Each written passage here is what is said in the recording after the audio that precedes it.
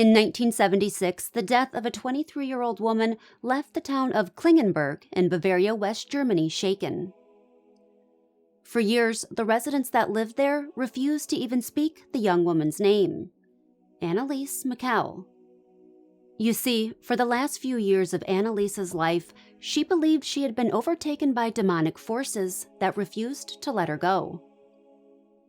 Being devoutly Catholic, Annaliese turned to her religion and her church for help. For nearly a year preceding her death, 2 priests attempted to drive away the demons that Annaliese, her parents, and the priests were convinced possessed her. In secret, they carried out 67 rites of exorcism over a period of 10 months, with some sessions lasting up to 4 hours. When Annaliese died on July 1st, 1976, she weighed a mere 68 pounds. And the autopsy report said that her death was caused by malnutrition and dehydration that resulted from nearly a year of semi-starvation during her weekly exorcisms. Experts said Annaliese's death could have been prevented, but her family argued that doctors and medical intervention weren't helping. Was Annaliese's death the work of Satan, or was the act of exorcism itself to blame?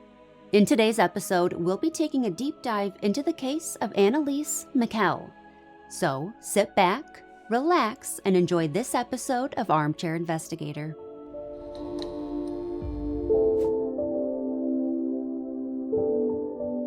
Before Annaliese started hearing voices, she was considered your typical child. Those who knew her described her as vibrant, happy, and kind. Born on September 21st, 1952, to Joseph and Anna Michel, Annaliese was the second of 5 girls. Tragically, her older sister Martha would die at the age of 8 from kidney failure. After Annaliese was born, her parents would go on to have 3 more children, Roswitha, Gertrude, and Barbara. The Michels were considered a conservative, middle-class Catholic family, where their faith was a cornerstone of their household. The family attended Mass twice weekly and read the Bible every day. Besides being deeply religious, the Michel family had been known for centuries as the town artisans, as many of them worked as builders. Annaliese's father, Joseph, followed tradition and took over the family's sawmill business.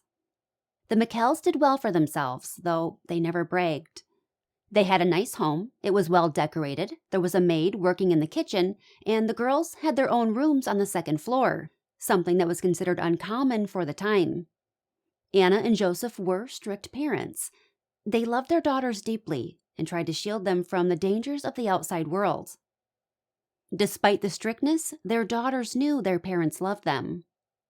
Annaliese recalled her father always making sure his daughters were well fed. And for a time, the girls got to play sports at the local club and even take dancing lessons. People who knew the Michel girls said that despite their parents' strictness, they were well-adjusted children. As a child, Annaliese was frail and sickly. By the time she was 5 years old, she had already caught the measles, mumps, and scarlet fever. This was something that Annaliese's mother, Anna, was very defensive over. It was like a dark cloud that loomed over the family name.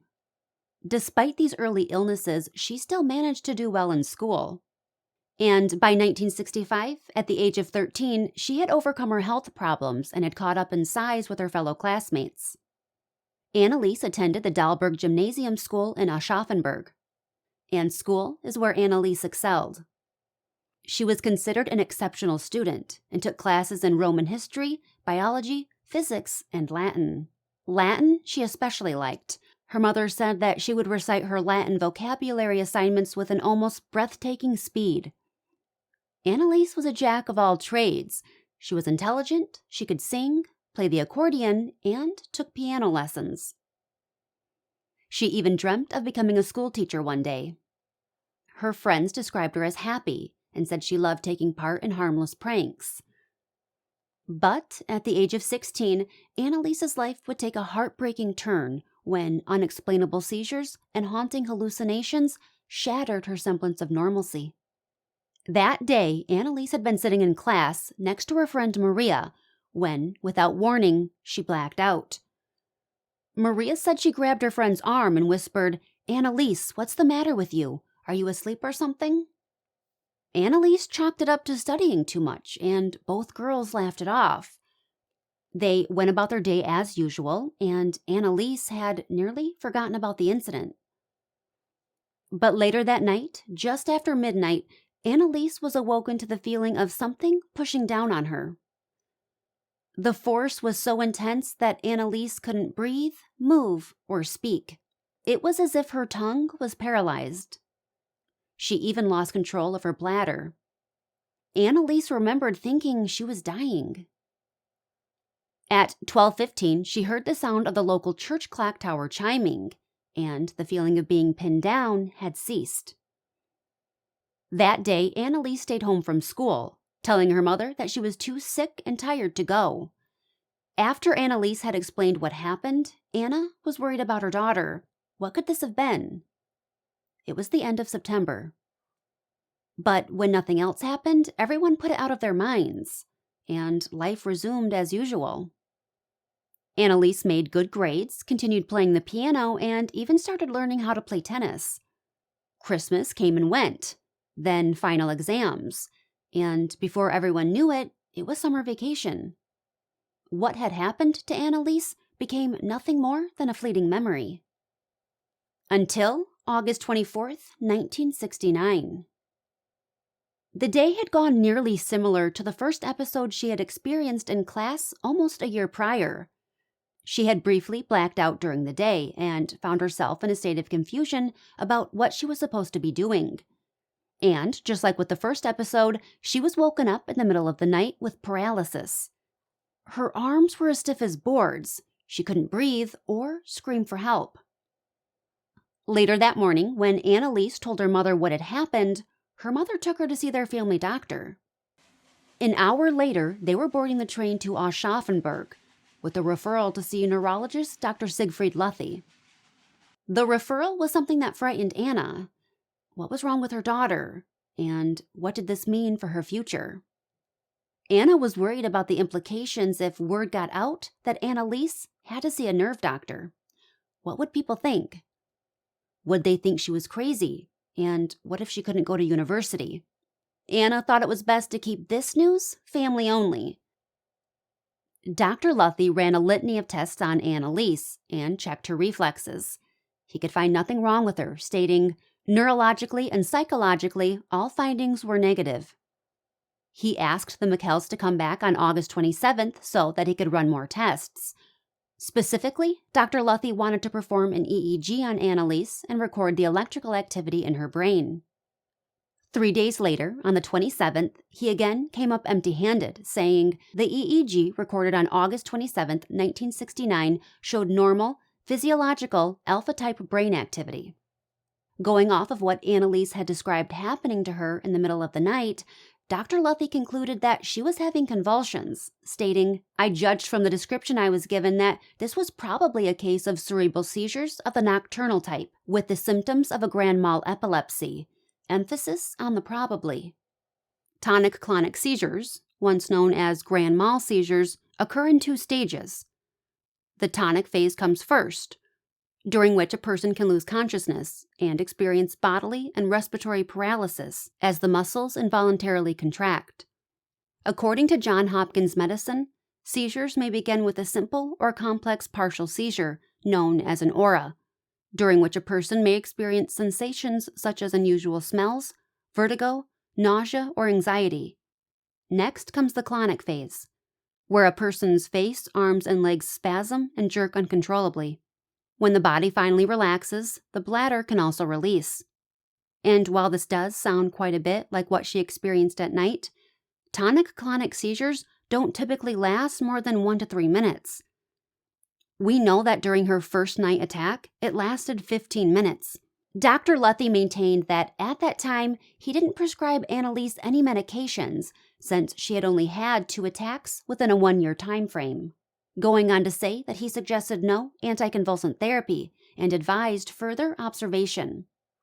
Annaliese's health continued to decline. Her sister Roswitha, who was 11 at the time, recalled Annaliese constantly complaining about a sore throat. Eventually, her tonsils had to be removed. Shortly after that, she contracted pleurisy, pneumonia, and was dealing with a tuberculosis infection. Things were so bad that she had to take a leave of absence from school. Life had drastically changed for Annaliese in the span of just a few short months. She was confined to her bed and unable to do things with her friends and family. She missed out on Christmas Eve midnight mass and even had to miss her sister Roswitha's 12th birthday. The new year came and went, and there was still no improvement in her condition. In February of 1970, Annaliese was transferred to the hospital in Aschaffenburg. From there, she was transferred to a long-term medical care facility that specialized in treating bronchial and lung diseases in children and adolescents. Her stay there was a lonely one. She missed her sisters and missed home. The fact that she didn't know when she would be released made things even more unbearable. Her parents were told that she had heart and circulatory problems, and she couldn't be discharged safely. Then, on Wednesday, June 3rd, 1970, it happened again. The frightening paralysis, the stiffness in her arms, the pressure bearing down on her, and the loss of control over her bladder. It had been 10 months since the last episode like this had occurred. A few days after the seizure, something else happened. Something strange. Annaliese was sitting on the chair beside her bed, praying the rosary, when a feeling of euphoria washed over her. It wasn't until some of the other patients asked what was wrong with Annaliese that she snapped out of it. Girls in Annaliese's ward claimed to have been watching her, and her hands were moving in an unnatural way. One girl said it looked like when her cat stretched its claws. Another patient agreed that it looked like Annaliese did have paws. There was also something else they noticed. Annaliese's eyes were all black. When Annaliese got up and walked over to the mirror, she noted that her eyes did in fact appear darker than usual. But beside that, Annaliese felt better than she had in months. She figured it must have been the Virgin Mary helping her. On Tuesday, June 16th, Annaliese met with neurologist Dr. von Haller in Kempten. He recorded an EEG of her that showed an irregular alpha pattern with some scattered theta and delta waves, but nothing indicative of any kind of disease or syndrome. Intentional stimulation of Annaliese's brain showed no excess firing of any particular group of cells. And Dr. von Haller wasn't able to trigger any seizures during the test. Despite this, he believed that what Annaliese had been experiencing was in fact seizures, and he recommended anticonvulsant medication. About a week after her trip to Kempten, Annaliese tried to conjure up that euphoric feeling that she had felt while praying the rosary. As she sat with her rosary in her hands, thinking of the Virgin Mary and looking out the window toward the mountains, a huge face with a terrifying scowl on it suddenly appeared on the horizon. It came out of nowhere and just as quickly vanished. The experience left her so frightened and unsettled that she felt like she could no longer pray. In fact, she began to fear saying the rosary at night, a prayer that had once brought her so much comfort. After her consultation with Dr. von Haller's office, Annaliese would be kept at the medical care facility for another 6 weeks. During that time, she had seen the frightening faces, or Fratzen as she called them, on a few more occasions. She began to wonder if whatever evil thing she was seeing was inside her. On August 11th, Dr. von Haller checked Annaliese's EEG once more, and again found no irregularities. While there, she told Dr. von Haller that she sometimes felt dizzy, but she didn't tell him about the faces that she had been seeing. After all, she knew how it would look, and she was tired of people poring over her. On August 29th, Annaliese was finally allowed to go home, and after being gone for 6 months, it was a big adjustment for everyone. Annaliese's sisters noticed a change in her. Their once jovial sister was now moody and withdrawn. In September of 1970, Annaliese returned to school for her junior year. Naturally, she was somewhat nervous. All of her friends were now a grade above her. And even though she still saw them at school from time to time, things were different. Her former best friend Maria said after her illness, Annaliese was changed. She was quiet and withdrew from her friends. I also noted that she kept wanting to carry on mostly religious conversations. From Annaliese's point of view, though, she just wanted to talk to somebody that she trusted about the things she experienced while praying the rosary. And things didn't fare much better with her new classmates. They described her as a loner and outsider. Annaliese's grades began to suffer. 1 month after being discharged from the medical care facility, Annaliese was due for a checkup. On October 6th, her mother took her to a specialist for lung diseases in Milton, Dr. Reichelt. At that appointment, it was noted that Annaliese had had another seizure. Annaliese's lungs had checked out fine, but Dr. Reichelt noticed some circulatory problems and wrote a referral to an internist named Dr. Packhauser. Now, Dr. Packhauser was also interested in Annaliese's seizures and felt something needed to be done to address them. It's unclear why, but Dr. Packhauser exaggerated the number of seizures Annaliese had had, and he also labeled them as apoplectic, a medical term for a stroke, which is something Annaliese certainly didn't have. Dr. Packhauser believed that she should be seen by a neurologist, but Dr. Vogt, the Michel family physician, didn't think that a consultation with a neurologist was necessary at that time. According to Annaliese's mother, Anna, however, he did prescribe an anticonvulsant. Things continued to go downhill for Annaliese. She was depressed, withdrawn, and found it hard to concentrate. In the fall of 1973, she told Dr. Lenner from the Institute for Psychotherapy and Medical Psychology at the University of Würzburg, "In the last 2 years of the gymnasium, I just didn't care beans about anything anymore. Things got worse and worse that way. I became completely apathetic in those years, with no interest in anything that was going on." Her mother, however, was looking forward to and was excited to see Annaliese graduate from school. So, Annaliese continued to plug away at her schoolwork to please her, although her grades were no longer as good as they were before she was hospitalized. In June of 1972, Annaliese had another severe seizure. One that wiped her out for days and left her horrified about the idea of another one. But not long after that, she began telling everyone they had stopped. Her mother often questioned her the way mothers do. Was she all right? Was she playing too much tennis? Was she getting enough rest? And Annaliese would always assure her that she was fine. Before the new school year started, Annaliese's mother wanted her to be seen by Dr. Luthi for a checkup. So, on September 5th, 1972, mother and daughter made the trip to Aschaffenburg to see him. And while there, Annaliese admitted to him that she still had been experiencing minor seizures. In Dr. Luthy's report, he stated, "I now prescribe the anticonvulsant Zentropil, 1 tablet in the morning, 2 at night. No pathological EEG could be elicited." In October, she also began taking Dilantin, a medication used to treat seizures.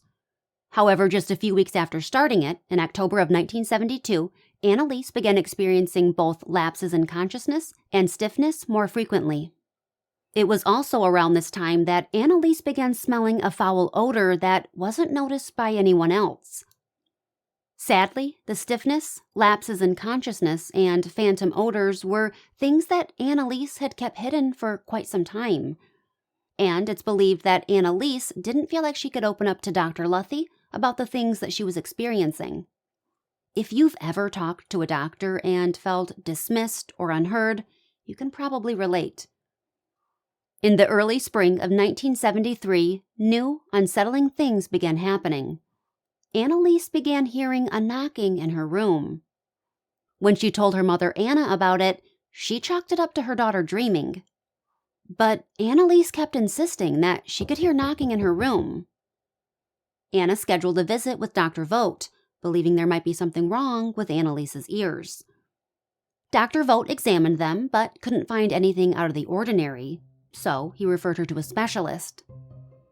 But here's the thing, Eventually, other people in the Michel household began to hear the knocking too. Annaliese's mother said it wasn't just Annaliese. She was the first one to hear it, but then the others did too, like rapping or a chair falling over or someone thumping inside the wardrobe, then underneath the floor and above the ceiling. And that wasn't all. She began telling her mother and father that she was seeing the scary faces more and more. And while doing mundane things like playing the piano, making her bed, or just looking out the window, Annaliese thought that these devils with horns were out to get her. And she began hearing voices telling her that she was damned and would spend eternity in hell. Annaliese's mother was beside herself. She was scared for her daughter, and her father Joseph was worried too, but he was a more stoic man, reassuring his wife by saying, "Calm down, Anna. The girl is an epileptic. Someday she'll be well again, and all of this will blow over. You'll see." But Joseph couldn't have been more wrong. Anna had begun to wonder if something supernatural really was going on with her daughter. One day at home, she had walked by the living room to find Annaliese staring at the statue of the Virgin Mary on their mantelpiece. And it wasn't with respect or adoration. Anna said that Annaliese's face was full of hatred, and her eyes were jet black. Her hands twitched, and her dainty, slender fingers now looked like thick paws with claws. Anna said that she was so scared and unsettled by what she'd seen that she left the house and went to their office to write out some bills and try to calm herself down. Anna was so unnerved by the whole thing that she couldn't even hold a pen because of how badly she was shaking. This is interesting because, if you remember, other patients at the medical care facility had said similar things. They too said that Annaliese's eyes had turned black and that her hands had looked more like animal paws. Imagine being so unsettled and freaked out by your child that you leave the house. It had to have been pretty bad. Prayer had always been a uniting point for the family, and they often asked for guidance on what to do. But the evening rosaries, the masses, and the services did very little to help Annaliese. Later that spring, Annaliese caught German measles. When children get it, symptoms are usually mild, but getting it later in life can sometimes mean for a harder recovery. Due to it typically being a disease that children get, her parents called the family doctor to make a house call. Once again, Annaliese would end up missing several weeks of school, but would still end up finishing her final exams and graduating. Such a relief, and what a joyous time for the Michel family. Each of their daughters had accomplished various milestones that year. But for Annaliese, this wasn't a joyous time in her life. She often said, "I feel like I'm in a deep hole." She would later confess to Dr. Lenner that she had recurring thoughts of taking her own life. Graduating and summer vacation did little to help. The medications she was prescribed from Dr. Luthi made Annaliese tired and emotionless. Her father suggested a trip to the San Damiano shrine, thinking it would do his daughter some good to get out and see the beautiful scenery there. Annaliese could enjoy the pleasant bus ride through northern Italy, take in the views of Po Valley, and just be around others. For the first time in a long time, Annaliese was excited. She couldn't wait to say the rosary there, since it was purported to be a place where the Virgin Mary had appeared to a woman named Rosa Quattrini in 1961. But the trip didn't go as planned. You see, Annaliese was physically unable to enter the shrine. She said that as she approached it, the soil under her feet burned like fire, and she couldn't bear it. She then walked around the shrine and tried to approach it from the back, and yet she still couldn't enter. When she looked to the people who were kneeling in prayer at the garden by the shrine, to her horror, they were grinding and gnashing their teeth, almost like zombies. Making her way to the front of the shrine, she had to avert her gaze from a photo of Jesus Christ that was hanging in the chapel. She tried several more times to enter the garden, but couldn't. She also noticed that she could no longer look at medals or pictures of the saints. She said they began to sparkle so intensely that they hurt her eyes. Others that made the trip to the shrine also observed Annaliese's behavior. A postal worker there with his wife noticed that Annaliese refused to drink the holy water from the well there. Another overheard Annaliese telling her father it burned her.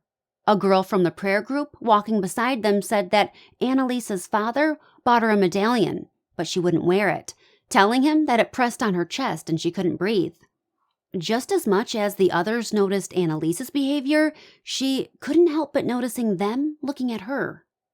But she couldn't change the way that she was behaving, saying over and over, "My will is not my own. Someone else is manipulating me." The bus ride home was just as unsettling. Annaliese reportedly spoke in the voice of a man and made fun of Thea Hine, the trip coordinator, even going as far as to rip off the medallion that Mrs. Hine was wearing. She simply wasn't Annaliese anymore.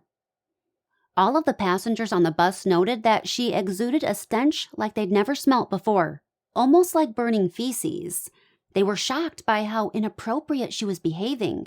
However, it wasn't until her father sat down beside her that people began to understand that something serious was going on with Annaliese. Even though the trip had been a disaster, oddly enough, Annaliese felt better for the next 3 weeks before reverting to the way she had been before. In an attempt to keep things positive and moving forward, Annaliese's mother began talking to her about registering for college. But Annaliese said that she was in no condition to attend that fall, saying, "I couldn't possibly study, as depressed as I am and as plagued by those horrible faces." Anna made an appointment for her daughter to be seen by Dr. Luthi on September 3rd, 1973. As Dr. Luthi recalled their conversation during that appointment, he claimed Annaliese said to him, "I often see ghastly, distorted faces. The devil is in me. I'm all empty inside." But when asked to describe what the faces looked like, she would give no further description. When he subsequently asked her how she recognized that this was the devil, she remained silent. Now, the day after Annaliese died, her mother, Anna, was asked to make a statement to the police. At that time, before she could have possibly known that a spotlight would be shown on this case, she said, "We told Dr. Luthi about these things, and he advised us to consult a Jesuit." Something that Dr. Luthi would firmly deny, saying, "When I have a patient whom I cannot handle, as far as diagnosis is concerned, or as an outpatient, I always refer that patient to a clinic, not a priest." Annaliese left her September 3rd appointment with a change in her medication. Dr. Luthi added Owlept drops to her anticonvulsant medication. Think sedative with weak antipsychotic properties. Owlept can be used to treat a number of things like acute anxiety, agitation, severe psychosis, and schizophrenia. That would be the last time Annaliese would see Dr. Luthi in person. On November 20th, he wrote a refill for Dilantin for her following a telephone request that was presumably made by her parents. From then on, she went to specialists in Würzburg. It's been speculated that Dr. Luthi didn't have great rapport with Annaliese, that she didn't feel like she could be open and honest with him about the things she was experiencing. Perhaps he didn't make her feel seen or heard, or maybe he made her feel embarrassed. It's interesting to note that after her September 3rd appointment with Dr. Luthi, Annaliese never again mentioned to any medical professionals the faces she saw or about the devil bothering her. Instead, she focused on treating her depression, her headaches, and the phantoms' smells she experienced. Things had gotten busier in the Michel house. Annaliese's sisters had started to take on some of the office duties for the family business, and Gertrude was preparing to start work for the medical missionary service. Anna was doing everything she could to keep Annaliese excited about her future, excited for college. All Annaliese had to do was register, but she was reluctant. She didn't feel well, and the medications she was on were making her depressed and tired. It sounds like Dr. Luthi had also cautioned that it might not be the best for Annaliese to start in the fall. Plus, Annaliese didn't know how she could pay attention and sit through lectures when she was being plagued by these horrible faces. Since the medications Annaliese was on weren't helping with the apparitions, Anna suggested they talk to a priest. The Michels were recommended by Thea Hine, the San Damiano trip organizer, to talk to Father Habiger. the pastor of the Mother of God parish in Aschaffenburg.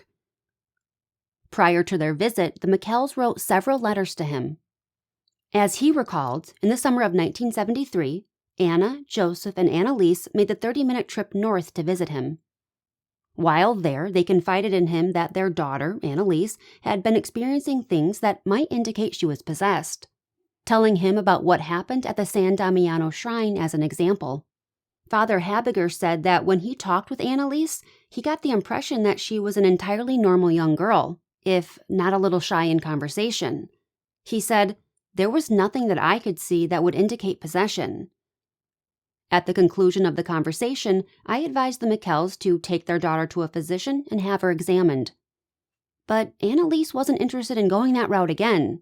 She felt that if Dr. Luthi couldn't help her, why would another specialist be able to? I can see how the Michels began to think that maybe what was going on with Annaliese wasn't a physical or mental illness, but a spiritual one. After all, the medications she was taking weren't helping with these bouts of paralysis or the apparitions. Anyways, after Father Habiger, Thea Hein then recommended Father Adolf Rodwick in Frankfurt. Not only was Father Rodwick a Jesuit priest, but he was also a recognized authority on possession, having written a number of books on the topic. Thea Hein had actually told Father Rodwick about Annaliese and her behavior during the trip to San Damiano. He requested that she send him a letter about her observations, and she did. From Thea's letter, Father Rodwick did see some indications that could point to Annaliese being possessed, but due to the distance from Frankfurt to Klingenberg and Father Rodwick's advanced age, he declined to offer his help. Instead, Father Rodwick suggested that she get in touch with Father Hermann in Aschaffenburg, as he was retired and would have more time to help. A few days later, Joseph called Father Hermann, who agreed to meet with them. Beginning with their first conversation in the fall of 1973 and up to the summer of 1975, he saw Annaliese about 10 times in his home.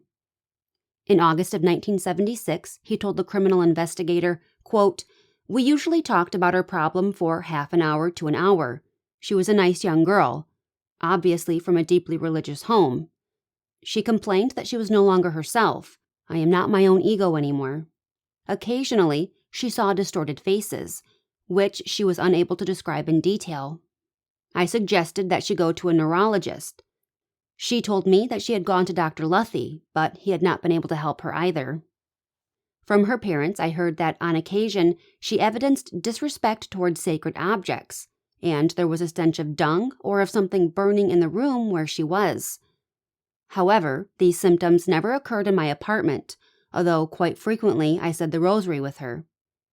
During such instances, she always behaved calmly and with piety and showed no such behavior." There was also another priest who was interested in Annaliese's situation, Father Roth. On a number of occasions, he had spoken about Annaliese with his friend, Father Alt, and the two of them were interested in getting involved. Now, Father Roth and Father Alt's first encounter with Annaliese was quite different to Father Habiger's.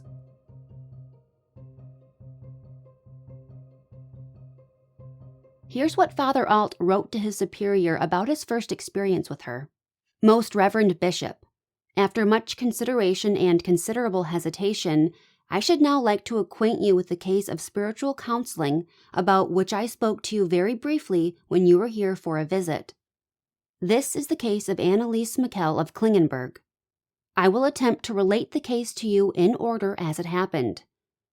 My friend, Father Roth, came to me one evening and asked me to aid him and some of his priest colleagues in solving a case of spiritual counseling. This concerned a girl, Anneliese Michel, whom he had not yet met. According to the opinion of some persons, she was alleged to be possessed, or at least was being molested by the devil. I was supposed to tell, by tuning in on whatever she was radiating, whether she was sick or not. Suddenly, I was able to describe the entire family, father, mother, sisters, the grandmother, something I could not possibly know since I had never seen them. Later, all of this could be verified. As to Annaliese, I felt an enormous radiation that originated from her neck, or rather from her thyroid and her head. I did not detect any illness. This, of course, did not permit any conclusions as to whether she was possessed or not. 2 days later, a fellow priest who was going to take charge of the case visited me. He handed me 2 letters, one written by Mother Michel, the other by Annaliese. I was unable to read them because, all of a sudden, I became so nauseated that I thought that at any moment I was going to faint. I experienced a strange excitation, such as I had never been subject to before, considerably frightening and startling my fellow priest, who was witness to all of this. Naturally, even this experience, of course, did not in any way prove that we were dealing with a case of possession. That evening, I celebrated the Mass. I was mentally preparing for the transubstantiation and also included the unknown girl in the sacrifice. All of a sudden, something hit me in the back. The air turned cold, and at the same time, there was an intense stench as though something were burning. I had to lean against the altar. With great effort, and only by dint of considerable concentration, was I able to speak the rest of the text. I felt deeply distressed, as if a negative force were surrounding me, which, however, aside from vexing me, could inflict no real harm. After the service, I went to a fellow priest and reported everything to him calmly and in detail. The subsequent night was the most restless I have ever spent. I had taken a very effective sleeping pill, one that previously had always helped, but I could find no rest. My apartment was filled with a variety of stenches, as though something were burning, of dung, of an open sewer, of fecal matter, and these kept alternating. It didn't matter whether I reached out for the rosary or whether I spoke some other prayer. The stench continued. It was literally infernal. In addition, there was an occasional loud thumping in my wardrobe. I laid in bed, feeling sorely pressed. I tried to pray. In my own words, I spoke an exorcism, thinking of my priestly power. He went on to say, my night had lasted from 11 the previous evening until 5 o'clock in the morning. When, the following evening, I told my fellow priest about all this, they were suddenly able to smell the same strange stench. In the evening, I took a walk with my friend, Father Roth, and once more, as we talked about Anneliese Michel, we smelled the same series of stenches. Finally now, I heard some of the details about the girl's affliction. A few weeks later, I also met her personally. She was very depressed, but in our conversation she was able to express herself very clearly, and she obviously had a considerable gift for analysis. In another letter written to the criminal investigator on September 9th, 1976, Father Alt gave a few more details about his first conversation with Annaliese. She looked in no way ill or sickly, but she was pale and very serious. As far as I can recall, she said verbatim, "I'm looking for people who believe me." She never used the word possessed, and, from the conversation, there was no way in which one could conclude that she was.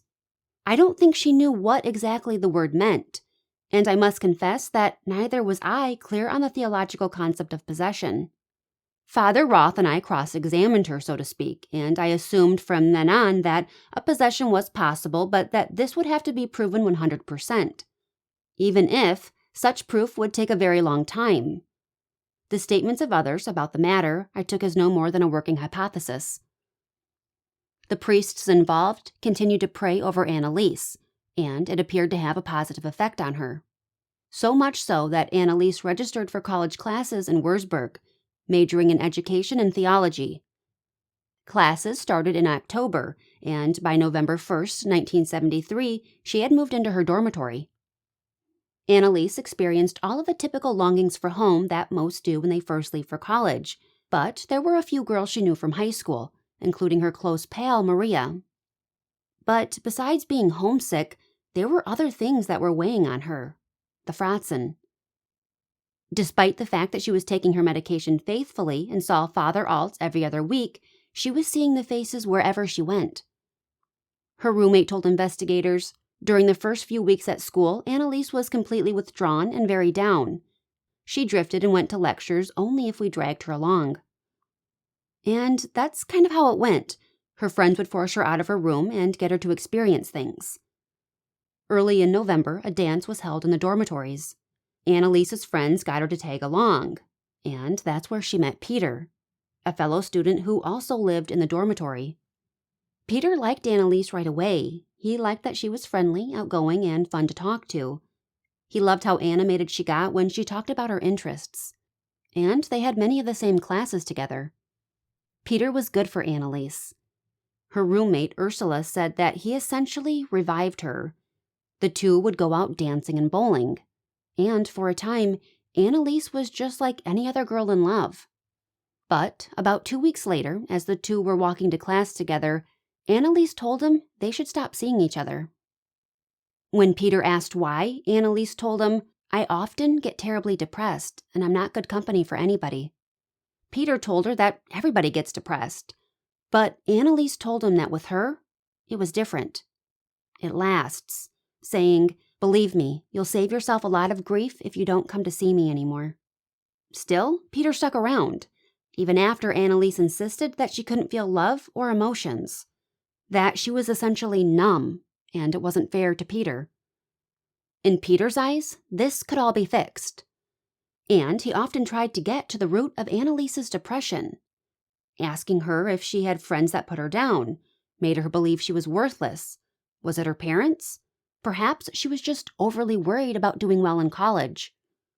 Annaliese shook her head over each question. "Well, let's keep talking," he would say. "It's good to have someone to talk to when you're depressed." On November 27th, Annaliese had her first interview with Dr. Lenner. Dr. Lenner's notes list the complaints she had at the time.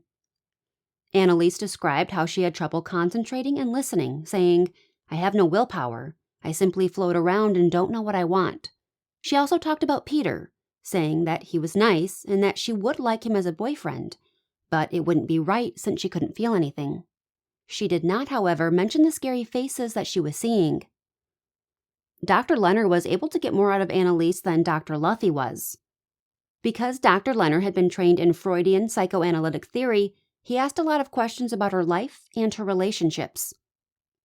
Dr. Lenner believed that Annaliese was your typical case of neurosis that had been in the making for years. He concluded that it was caused by a father who didn't understand her, and a mother she hated since she never allowed Annaliese to go out or date. And as for the seizures, even though there weren't many, he thought it could be epilepsy, and recommended that Annaliese be examined at the University Neurological Clinic. The following day, on November 28th, Annaliese went to the Neurological Clinic for an EEG. This one would be done while she was asleep. Dr. Irmgard Schleip, the academic director of the clinic, reported that she found epileptic patterns, a discharge of a locus in the left temporal region. In her letter to the state attorney dated July 7, 1976, she stated, "On the basis of the patient's history, the description of the seizures, and the EEG finding, we had to assume diagnostically that we were dealing with a disease of seizures, that is, epilepsy." During this visit, Annaliese told Dr. Schleip that she was homesick, depressed, experiencing nauseating smells, and was worried about not being able to love her boyfriend. Again, she did not mention seeing faces. Dr. Schleip interpreted these things as a product of the epileptic patterns in Annaliese's brain. Dr. Schleip took Annaliese off Dilantin, since it hadn't worked in completely suppressing the epilepsy-like activity in her brain, and switched her over to Tegretol, a much stronger medication with more dangerous side effects. Annaliese left that appointment feeling confused and unsure. Both doctors came to vastly different conclusions. Dr. Lenner believed her problems were psychological. Dr. Schleip believed there was something wrong in her brain. But who was right? Through all the ups and downs, Peter was there for Annaliese. He was understanding of her depression and accepting of her moods. He even started attending church with her. It was towards the end of December she finally let him in on everything she was experiencing, including the terrible smells, horrifying faces, and her loss of free will. During her December 11th appointment with Dr. Lenner, Annaliese reported that she did feel better since being switched to Tegretol, something she also told Dr. Schleip on December 17th. This was positive news. Annaliese was back to playing tennis, and even started playing the piano again. However, what she told the doctors next was interesting. She said, "This is no longer a depression. This is a condition." And when questioned about her difficulties in communicating with her friends and fellow students, she said very matter-of-factly, "They live on a different plane of consciousness than I do." In January, she again saw both Dr. Schleip and Dr. Lenner. Although Annaliese reported having headaches, she said she was able to tolerate others better, she was experiencing joy, and she had an easier time relaxing.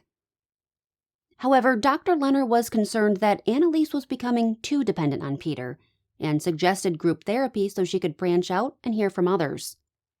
Annaliese went once but didn't care for or relate to the things they discussed. In March, Annaliese called Father Alt, asking to schedule a meeting with him, saying that things were getting pretty bad again. The faces were still showing up, and now she found it difficult to pray. She also told Father Alt that when she went to confession, something was holding her back from admitting things. She felt like she was being oppressed by some outside force. Father Alt agreed to see Annaliese, and Peter drove her to Edelben. As soon as Father Alt prayed with her, there was a noticeable improvement in Annaliese's demeanor. She was smiling, lively, and animated. Father Alt suggested that Annaliese pursue a more strict religious way of life in order to help ward off whatever was bothering her. He also told her that she should continue going to her doctor. Annaliese saw Dr. Schleip and Dr. Lenner in April and May. Dr. Lenner's notes from their May 7th appointment indicate that Annaliese talked about depression and having severe headaches, mentioning that they were near constant and let up for only a few hours at a time. She was exhausted and sleeping as much as she could. Dr. Lenner also found that her reflexes had remarkably slowed down. In early May, Annaliese had experienced something like paralysis on one side of her body. She went to stand up but couldn't, noting that one side of her body wasn't functioning correctly. Annaliese was at her wit's end, telling Peter, "I'm taking the medication. It's not doing anything at all. Why do I have to go from clinic to clinic, always answering the same questions, going through the same tests? Why don't they just admit that they don't know what's going on?"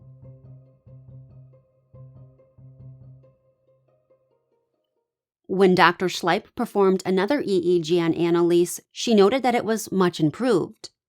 But there still seemed to be some indication of a locus of brain damage in Annaliese's left temporal region. Dr. Schleip suspected that the small seizures Annaliese was still suffering from occurred because she wasn't taking her medication regularly. But it's hard to know if this is true or not, and Annaliese always maintained that she was taking it. Father Alt occasionally consulted four other priests in Aschaffenburg about Annaliese: Father Roth, Father Hermann, and Father Habiger. Did she have schizophrenia? Was she suffering from hysteria, epilepsy? And what about the evil faces? They didn't believe it was hysteria or schizophrenia, as many of them had spent time in mental institutions. Doctors weren't 100% sure she had epilepsy, and her EEGs weren't conclusive. As far as true demonic possession goes, at that point, they didn't believe she was possessed. But on September 17, 1974, Annaliese and her father paid a visit to Father Alt. In a letter to his bishop, Father Alt describes the details of this visit. She came with her father and was in bad condition. She was depressed, her glance unsteady, restless from the inside, as it were, with poor muscle control. I asked her father to let me talk privately to her and then gave her the solemn priestly blessing. A heavy load lifted off of her. I prayed with her. She felt even better. The strongly dilated pupils of her eyes contracted. During the conversation, which lasted 20 minutes, I kept repeating the solemn priestly blessing and the prayer. Each time I did that, she felt progressively better. Finally, she said that everything was all right again. Afterwards, her father observed with consternation that his daughter had changed radically.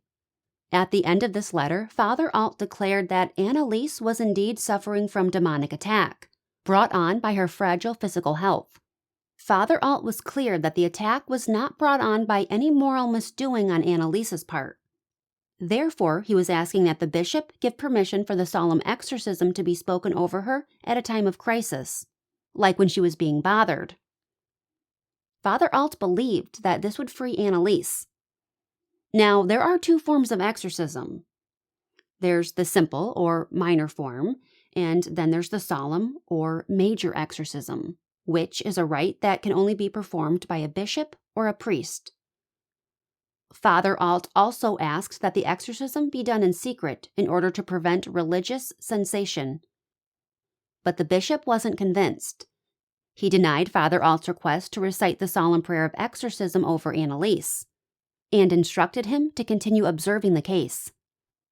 Following Father Alt's advice, Annaliese became more involved with church and religious activities. She saw Dr. Schleip for checkups, but stopped seeing Dr. Lenner altogether. It wasn't until she was given her own dorm room that she really began to isolate herself, believing that her friends wouldn't understand the changes she was making in her life.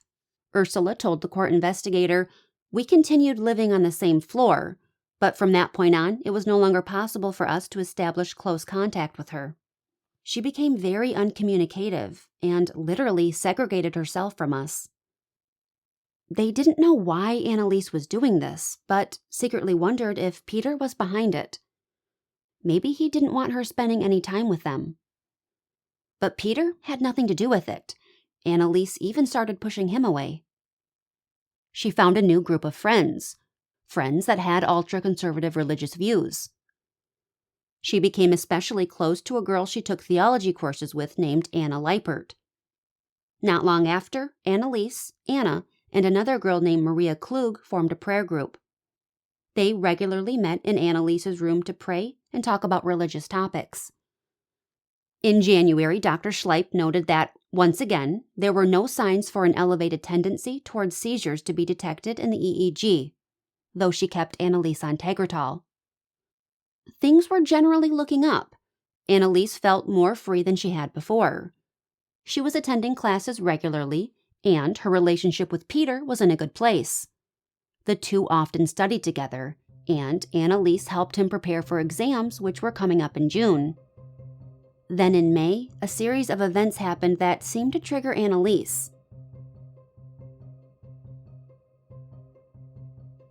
Not only did her grandmother pass away, but her sister Barbara moved out to take a job as a bookkeeper about 20 minutes away in Sulzbach. And with Gertrude away in Spain on a mission trip, the house often felt empty. Only Roswitha was there when Annaliese came home on the weekends. Those who knew her best could sense something was bubbling under the surface. Father Alt recommended that she get a complete physical done. So in June, Annaliese saw Dr. Martin Keeler. While Dr. Martin was satisfied with her physical condition, he noticed that Annaliese seemed tensed, but chalked it up to school and exams. On June 13th, she saw Dr. Schleip. Just like with her previous visit, Dr. Schleip was encouraged by the EEG results, but she wanted Annaliese to continue taking Tegretol. By the fall, both Annaliese's workload and her anxiety were increasing. She had fall exams, thesis research to complete, and she added music to her majors. When she couldn't pick a thesis topic that she found interesting, she considered dropping out of college altogether. Her closest friends said that it was during this time that Annaliese fell into a deep depression. She wasn't eating and she didn't want to leave her bed. They had never seen her this bad before. Annaliese was struggling to regain control again, but felt overpowered, telling Peter that she thought she was eternally damned, saying, "Inside of me, I kept hearing a voice that was trying to convince me that it was so. I tried to fight it off, but it was useless." Maria Klug recalled how at about this time, she and Anna Leipert were in Annaliese's room, just talking, when suddenly Annaliese said, "Please stop praying, it hurts, I can't stand it." Maria added, "Neither one of us had been praying aloud. Perhaps one of us might have uttered a silent prayer, and Annaliese noticed it."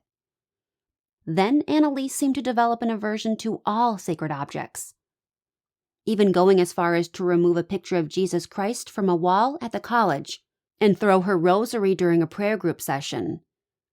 Anna Leipert reported that Annaliese had also thrown and shattered a bottle of San Damiano holy water.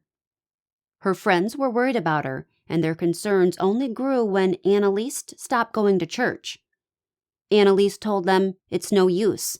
I can only get as far as the door and not a step further." Was something physically going on with Annaliese? They weren't sure, but they did notice that she seemed unable to bend her knees. It was like she was walking on stilts. And others noticed it too. In fact, it stood out in everyone's mind so much so that the day after Annaliese died, her mother spoke to police about it, saying, around the summer of 1975, she had difficulty walking. She held on to the furniture and walked that way, pulling herself along. Anna Leipert also discussed an event from that summer that left her shaken, saying, "I remember an incident from July of 1975. I sat with her in her room, and her boyfriend Peter was also present.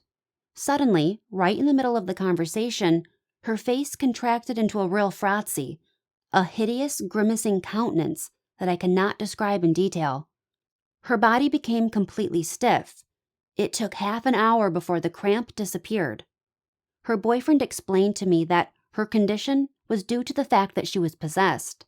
I, too, thought that it must be a possession, for her grimace was so demonic that I could think of nothing else." Father Alt also noticed that Annaliese's condition had worsened. He reported that prayer and blessings no longer calmed her. Instead, she became agitated and tense. She did, however, continue seeking help from him. Towards the end of June, she called him from her dorm, distressed. Annaliese begged him to come to Wurzburg, saying, "It's terrible. I can't control myself.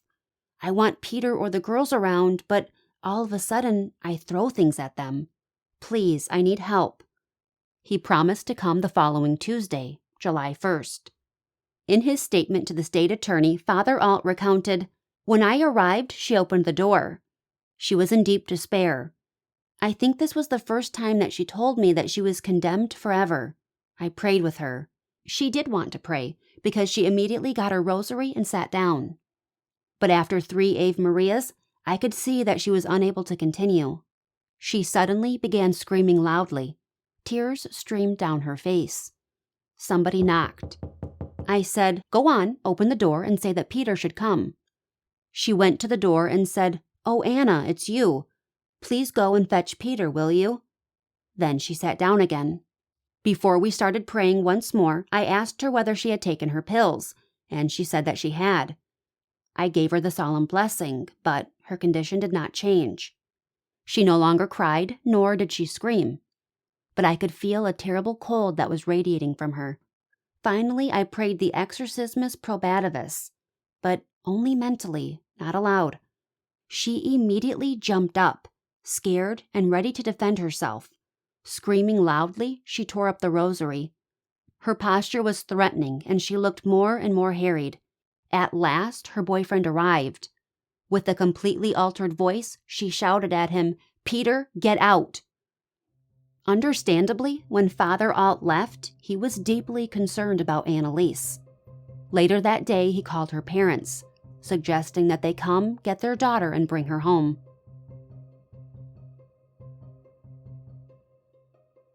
After her visit with Father Alt, Annaliese laid in bed, stiff and unresponsive. A little over 2 weeks later, on July 17th, her parents came to Wurzburg to get her. Their first stop was to Dr. Schleip. They wanted to hear firsthand from her about what she thought was causing Annaliese's illness. Dr. Schleip told them that there was some indication of an epileptic focus in her left temporal lobe. From Dr. Schleip's statement under oath at the trial, it suggests that she believed Anna and Joseph wanted to ask her if it were possible that demonic possession could be the cause of their daughter's suffering. They asked about her religious views, but didn't ask any more questions after. Back at home in Klingenberg, there was very little improvement. And while Annaliese started eating again, she continued to experience stiff legs and could no longer pray. With Annaliese back at home, it was suggested that the Michels contact Father Roth for help, since Father Alt was now further away. 2 calls would be made to Father Roth from Annaliese's father. At first, the priest was hesitant to get involved, and he certainly didn't want to make things worse. But when Father Roth heard the terrifying guttural screams coming from Annaliese over the phone, He knew he had to see things for himself. Thea Hine, the woman who coordinated the trip to San Damiano, was also there. Here's what Father Roth had to say. Mr. Michel received me and took me immediately to the living room. It was filled with a horrible stench of something burning and of dung that penetrated everything. Mr. Michel expressly called my attention to it and told me that Annaliese had been in the room just before. In other rooms of the Michel home and on the outside, I could detect no trace of the stench. I went to the kitchen with Mr. Michel, and there Miss Michel came running toward me, as if she wanted to assault me. About 1 meter away from me, she suddenly stopped, very stiffly without saying anything at all. After a few seconds, she ran away again, and then ran toward me once more, stopping at a short distance in front of me in a rigid posture.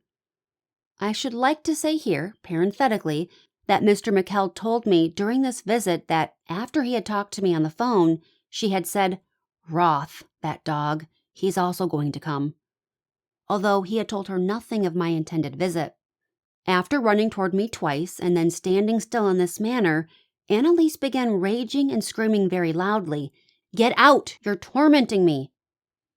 Her parents asked me to stay, so I remained in the kitchen. Thereupon, Annaliese tore up a rosary and threw the pieces onto the floor. Mr. Michel took me outside and told me other details that took place while his daughter was having these attacks of rage. Both the family and Thea Hine then entreated me to say a blessing over Annaliese. But even when I just attempted to take my crucifix out of my breast pocket, she did not know that I carried one with me, the demon in the girl began to rage. It finally got so far that she attempted to throw a 5-liter container filled with water from San Damiano at me. Interestingly, the jug fell from her raised arms, landing beside her instead of hitting me. Nearly 2 weeks after Annaliese's return home, on July 30th, Peter came to visit. They would need to head back to Würzburg before the end of the month to register for the fall semester. Now, Peter figured she'd be in no condition to go back with him, but he still wanted to talk to her about it. When he got to the Michel house, he asked Annaliese to take a walk with him. Because she was still having problems bending her legs, Peter opted for a secluded country road where they could take their time. But it was clear that a walk wasn't going to happen. Annaliese could barely move. He suggested they head home. Here's what he said happened next. Right in the middle of the conversation, Annaliese stopped and, in amazement, looked at herself up and down. Then she started bending her fingers, as though she were doing it for the first time. She began to walk, quite normally, gingerly, then faster. Only then did she suddenly remember my presence. Laughingly, she threw her arms around my neck and exclaimed, "It's gone. I'm free. Entirely free, like never before." She wanted to go home quickly to tell her parents what had happened. She was full of hope. The next day, the two of them went back to Würzburg together, and Annaliese registered for the fall semester.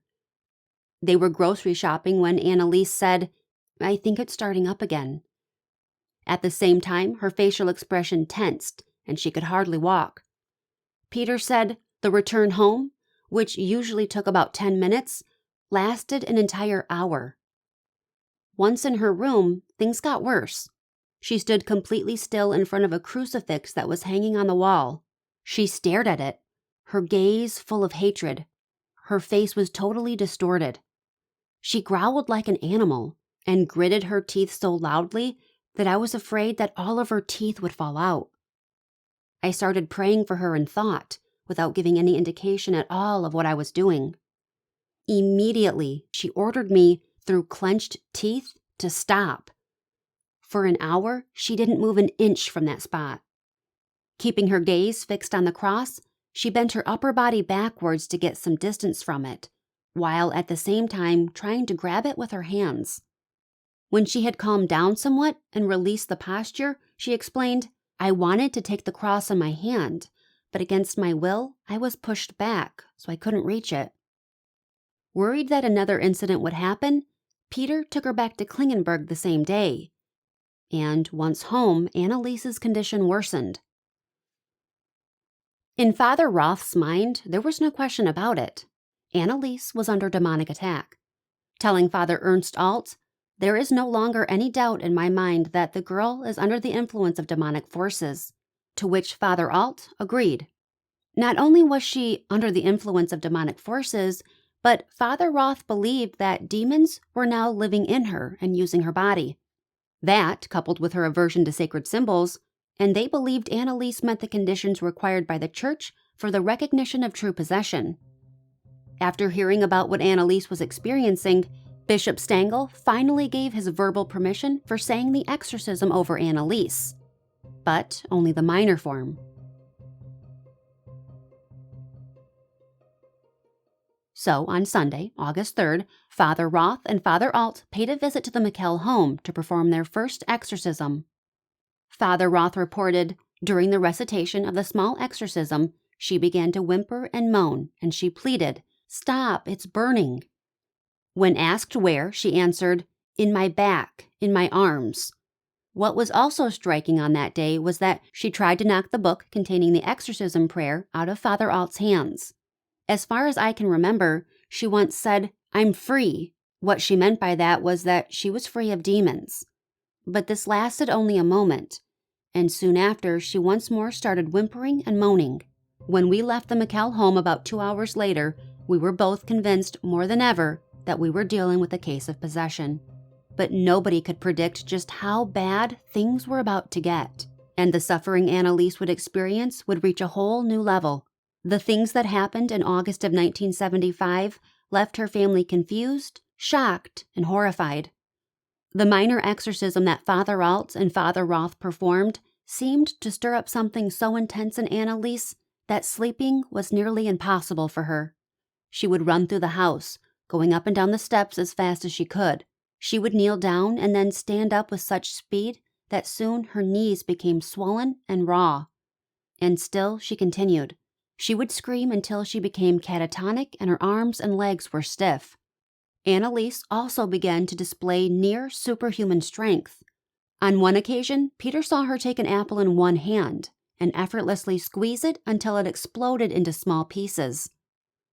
She would throw her sister Roswitha around the room as if she weighed nothing. The Michels were beside themselves. They didn't understand how this was happening, especially since Annaliese could no longer swallow any solid food, and once in a while she could take liquids. Where was this strength coming from? She began to compulsively perform squats, sometimes up to 400 a day. At one point, her knees gave out, and she crawled under the kitchen table and barked like a dog for 2 days straight. Soon, breathing became hard for her. In desperation, she would press her face to the floor, flatten her nose, and then rise and gulp air. Nothing her mother or father did seemed to help. Annaliese's body began radiating heat. It was unrelenting, and so bad that she'd do anything she could to cool down, including roll around in the black dust of the coal cellar, soak herself in icy water, and even stick her head in the toilet. She would tear the clothes off her body and race through the house naked. And because her bed was too warm, she insisted on sleeping in the attic. Roswitha kept her company. But there was no sleep for either of them. Annaliese spent the nights screaming and running around. And things got even worse. Annaliese began to eat and drink non-food items like flies, spiders, and coal. She even bit the head off a dead bird. She would urinate on the kitchen floor and then lick it up.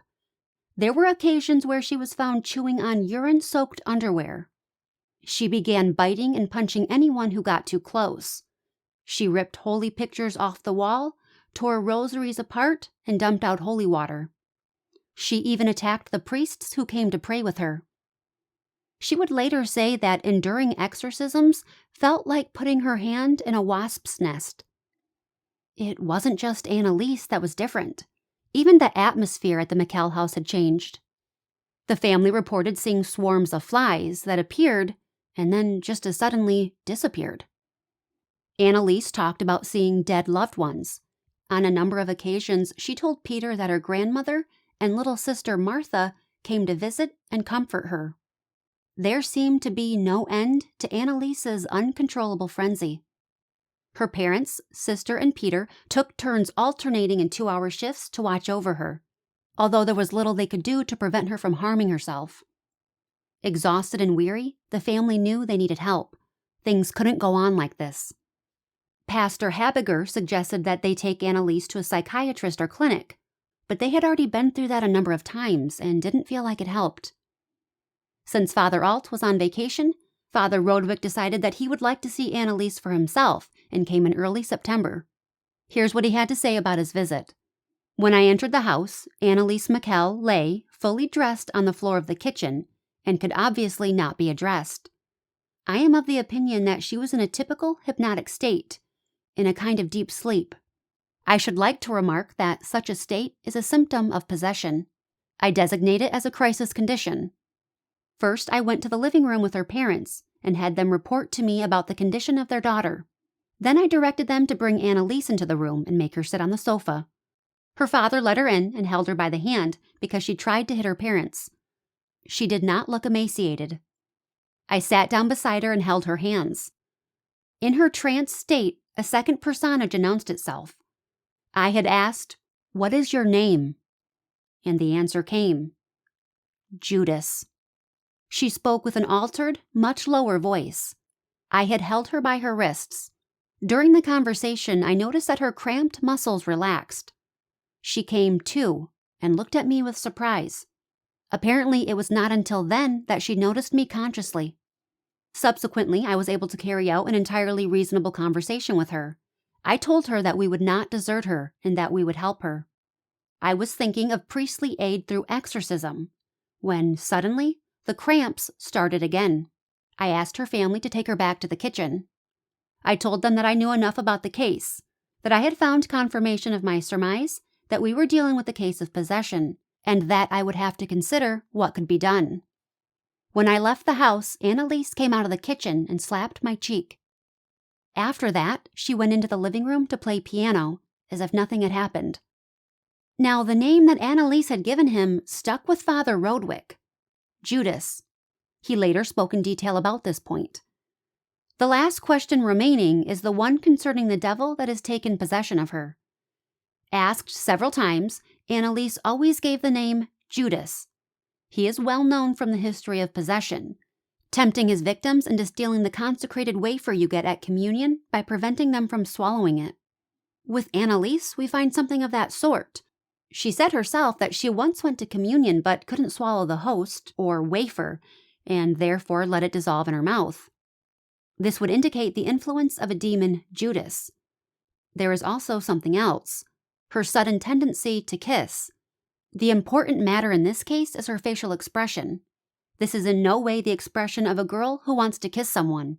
Rather, her face betrays hostility, as we often see it portrayed on pictures of the Judas kiss. This fact would fit here. The conclusion, then, is that Annaliese is possessed, her principal demon being a Judas. This formulation allows the conjecture that there might also still be some subsidiary demons. When asked by a priest about this, Annaliese indicated by a slight nod of her head that this was indeed correct. What else needs to be discussed? To date, the demons have not spoken from Annaliese's mouth, but have behaved as mute demons. If the situation remains that way, then it will hardly be possible to clarify the case. The Rituale Romanum rules that the demons need to speak from the mouth of those possessed, and it demands that certain questions be asked of them, which they must answer truthfully. Interestingly enough, while Father Rodwick returned home and began composing his official arguments for why he believed Annaliese was possessed, back in Klingenberg, it appeared that Annaliese was returning to normal. The first indication her family had of this was that she started eating again. When Annaliese could later express herself, she told Peter that she had wanted to eat, but quote-unquote wasn't allowed to.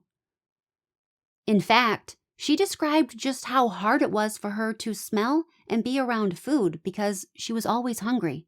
Even hearing the clinking of spoons and forks was tortuous. If Annaliese tried to eat, she said she was either physically unable to open her mouth or she couldn't swallow anything. But now Annaliese was eating regularly, and things began to return to normal. For a moment, the Michels were able to breathe a sigh of relief. but given Annaliese's history, they knew there was no guarantee that she was in the clear. Even Annaliese worried about another attack. She wanted more than anything for the bishop to give his permission for the solemn exorcism, believing that would fix what was going on with her. By mid-September, Father Alt, Father Rodwick, Father Habiger, and Father Roth had met to discuss Annaliese. Father Rodwick read them his official opinion, saying that, given his experience, he believed this was a classic case of possession. They all agreed that the bishop should be approached about performing a solemn exorcism. They just needed to find the right priest to carry out the rite.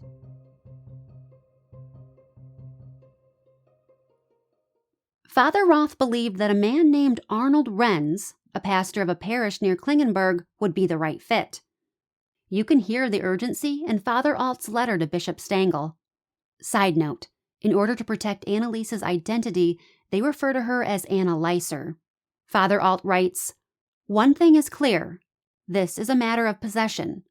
For this reason, and because of the tremendous torment that Annaliese has to suffer, it is necessary to act immediately. Without a doubt, we were all surprised by the occurrence of the case, and, in a way, more is demanded of us than we can deliver. But Father Rodwick has offered us his expert help. The conversation we had with him last week has made many things clear to us.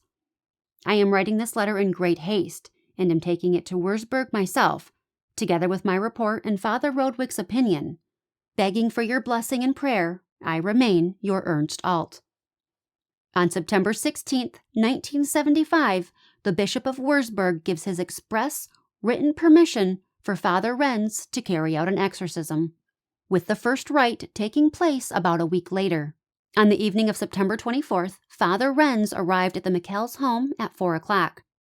Waiting inside was Annaliese, her parents, her sisters Barbara and Roswitha, and Peter.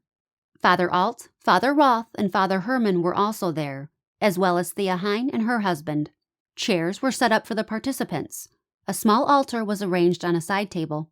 On it was a crucifix, a statue of Christ, a house plant, and framed pictures of the Virgin Mary, Padre Pio, Michael the Archangel, and the Sacred Heart of Jesus. The rite consists of prayers that are spoken by the exorcist, as well as prayers that are to be spoken by those in attendance. In between prayers, certain questions need to be asked, like, why did the demon possess this victim? When did he intend to leave? And what was his name? After all, what cannot be named is difficult to exorcise. But if the priest can get the demon to reveal his identity, he gains some power over it. Later, Father Renz wrote in his diary, "Arrive at 16 hours. Started exorcism according to instructions. Annaliese, or rather the demons, behaved rather quietly at first. Annaliese is being shaken more and more strongly. Annaliese, or rather the demons, react most violently against the holy water. She starts screaming and raging. Annaliese knows everything. She knows what it is that she said. Apparently she is always fully conscious. No amnesia at all. Annaliese is held by 3 men, so she would not injure herself or others. She wants to bite left and right. She kicks toward me. Sometimes she simply hits toward the front. At first, she sits on a chair, then on the couch. She is not allowed to remain lying down. Sometimes she does it, but has to get up again right away. She complains that the devil sits in her lower back. Occasionally, she screams, especially if she is sprinkled with holy water. At times, she howls like a dog. Repeatedly, she says, 'Stop with that shit.' In the end, during the Gloria Patri, which we pray together repeatedly, she becomes furious. The entire session lasted from 4 to 9:30. Afterwards, she said, 'You should have continued.' Apparently, she felt that the demons were being routed. When she said goodbye, she was actually quite lively. The entire matter must be very strenuous for her. She consumes a lot of energy, considering that 3 men are holding her down, and she continually struggles against them. For the next session, held on Sunday, September 28th, tape recorders were brought in by Thea Hein and Annaliese's father, Joseph. Father Renz also started recording the sessions, once he realized how difficult it was going to be to remember all the details. Over the next few months, he would amass more than 40 tapes. Most of that audio captured is bone-chilling. One session contains harsh screams and frightening growling. A demonic voice with a Bavarian forest dialect is heard. As Father Renz prays, a slew of insults are hurled back. Go on, babble all day, I'm not leaving. She belongs to me. Get out of here, you carcass, she belongs to me. When Father Renz asks why Annaliese was being possessed, the voice answers that Annaliese had been cursed when she was in her mother's womb by an old neighbor woman who had been blind with envy. After a while, it appears that another entity comes forward. They argue over who should get Annaliese. Shit, I'm not leaving, I'm staying. Followed by a furious scream. Let's leave together. No. Come on, let's go. No. Then you leave. No, I won't. Yes, you will too. No. Finally, the feud is settled. We're not getting out. We'll stick together. Eventually, more voices are heard, and they seemed to know about things that were happening locally. They argued with each other, lied about themselves, and when they would be leaving. They tried to protect their names at all costs. Ultimately, it was Judas that was first to concede. Then came Lucifer. A bit later, Nero.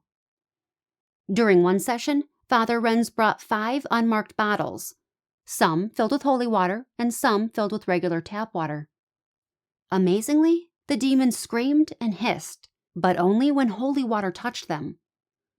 Even though the demons spoke German, it seemed like Latin was what they were most comfortable with. One day Father Renz spoke to them in Chinese, and even though the demons didn't like it, they answered his questions as if they understood exactly what he was saying. He even spoke to them in French and Dutch and got the appropriate responses back. They understood his questions in any language he asked. Now, we know Annaliese did study Latin for a few years in school, but could she really remember it that well years later, and enough to carry on full conversations with priests? And how do you explain the Chinese, French, and Dutch? Those that attended Annaliese's exorcisms watched with a mixture of fascination and horror. Surely the demons would be expelled. I mean, good always triumphs, right? But as the days went by, worry and fear began to fill their hearts. What if evil won? In Annaliese's corner, she had God, the priests, her family, the Virgin Mary, Padre Pio. But the demons had power too. They were cunning and would twist what the priests said. They would shout obscenities, growl, scream, and frighten those in the room. When the priests would ask how many of them were in Annaliese, they made a game out of it, replying that there were 4, but then rattle off 5 names, even though they had already confessed that there were 6, including Hitler, Cain, and a fallen priest named Fleischmann. They would talk about prophecies and the end of the world. Were they true? Nobody knew, but it caused doubt. The back and forth changing answers wore everyone down. Yes, we'll leave. No, we won't. Maybe next week. We like it here. Besides prayer, the next most effective tactic the priest used against the demons was interrogating them, hurling a barrage of questions at them until they were wore down. What's their name? Why are they here? When will they be leaving? Why were they cast into hell? These questions were asked over and over. It was believed that it was precisely this kind of cross-examination that led to the discovery of the second trio of demons, Cain, Hitler, and Pastor Fleischmann. Now, I think it's fair to say that many of us know who Cain and Hitler are, but Pastor Fleischmann, he's not as well known. Fleischmann had been the pastor of a church in Edelben, and he was pretty much the exact opposite of what you'd expect from a man of God. He was a known drunk, a womanizer who had 4 children, and he was cruel. There were reports that not only had he beaten a man to death in the parish house, but he had also hurt a woman so badly that she was in need of special care for months after. In 1973, when Father Alt became pastor of the parish in Edelben, he was charged with restoring the church. As he was going through papers, he came across a file of former priests who had been pastors in Edelben since the 1300s. A notation next to Pastor Fleischmann's name caught Father Alt's attention, and he quickly began reading about what this man had been up to. Fast forward to the fall of 1975, and during a break in Annaliese's exorcism one night, Father Alt was asked how things were going in Edelben with the restored church. That's when Father Alt nonchalantly brought up the file he'd found, and how he'd read about a bad pastor who had killed another man. As the group sat around drinking tea, Annaliese began to scream, which at this point was typical, but this scream left Father Alt so startled that it stayed with him for hours after. A few weeks later, Father Alt was again back in Klingenberg taking care of some business. And while there, he had a nice chat with Annaliese and her boyfriend Peter. During the conversation, Father Alt turned to Annaliese and said, "I must tell you, you gave me a real scare last time. I couldn't shake it for days." He asked Annaliese why she became so agitated when Fleischmann's name was brought up. The priest had barely finished his question when Annaliese began screaming. Father Alt said, "For the first time, I saw how she struggled against it, how she smiled, then her face contorted. She smiled again. Her face contorted. She went on screaming. She managed to say, 'Please don't take it too hard. I can't help it.' Father Alt immediately gave an exorcistic command, saying that she should be left alone. And just like that, it was over." Annaliese excused herself, and seeing how pale Father Alt had become, a prayer was said for him. Later that evening, while Father Renz was reciting the exorcism, the sixth demon announced himself as Fleischmann, and began to talk about things, in detail, that Father Alt hadn't mentioned. He said it was as if Annaliese was rattling it off spontaneously.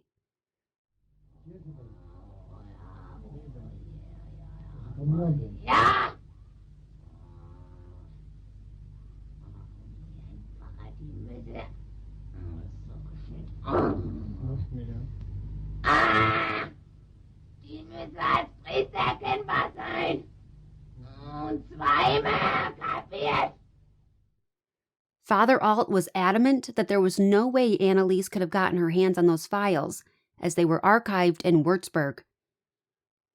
In Annaliese's diary, dated October 29, 1975, she wrote, "The Black One threatened me with his fist." It's interesting how she refers to him as the Black One, because in Edelben, a town about an hour and a half northeast of Klingenberg, even the oldest villagers believed that the parish house had always been haunted by a tall figure dressed in black, wearing a hat. Now, Father Alt never saw this figure, but he did report that he had trouble sleeping in the parish house from the very first night. He said it constantly felt as if ants were crawling in his bed, and there were times he was yanked about by what he perceived were two beings. In the middle of the night, he would hear doors slamming, stairs creaking, and the sound of someone knocking. And Father Alt wasn't the only one hearing it. His housekeeper and her young daughter heard the noises too. So the exorcisms began on September 24th, and toward the end of the first week in October, it seemed like their strategy was working. The demons appeared weaker. On their October 4th session, they had little to say. There were long stretches of prayers that went unanswered by the once rowdy group.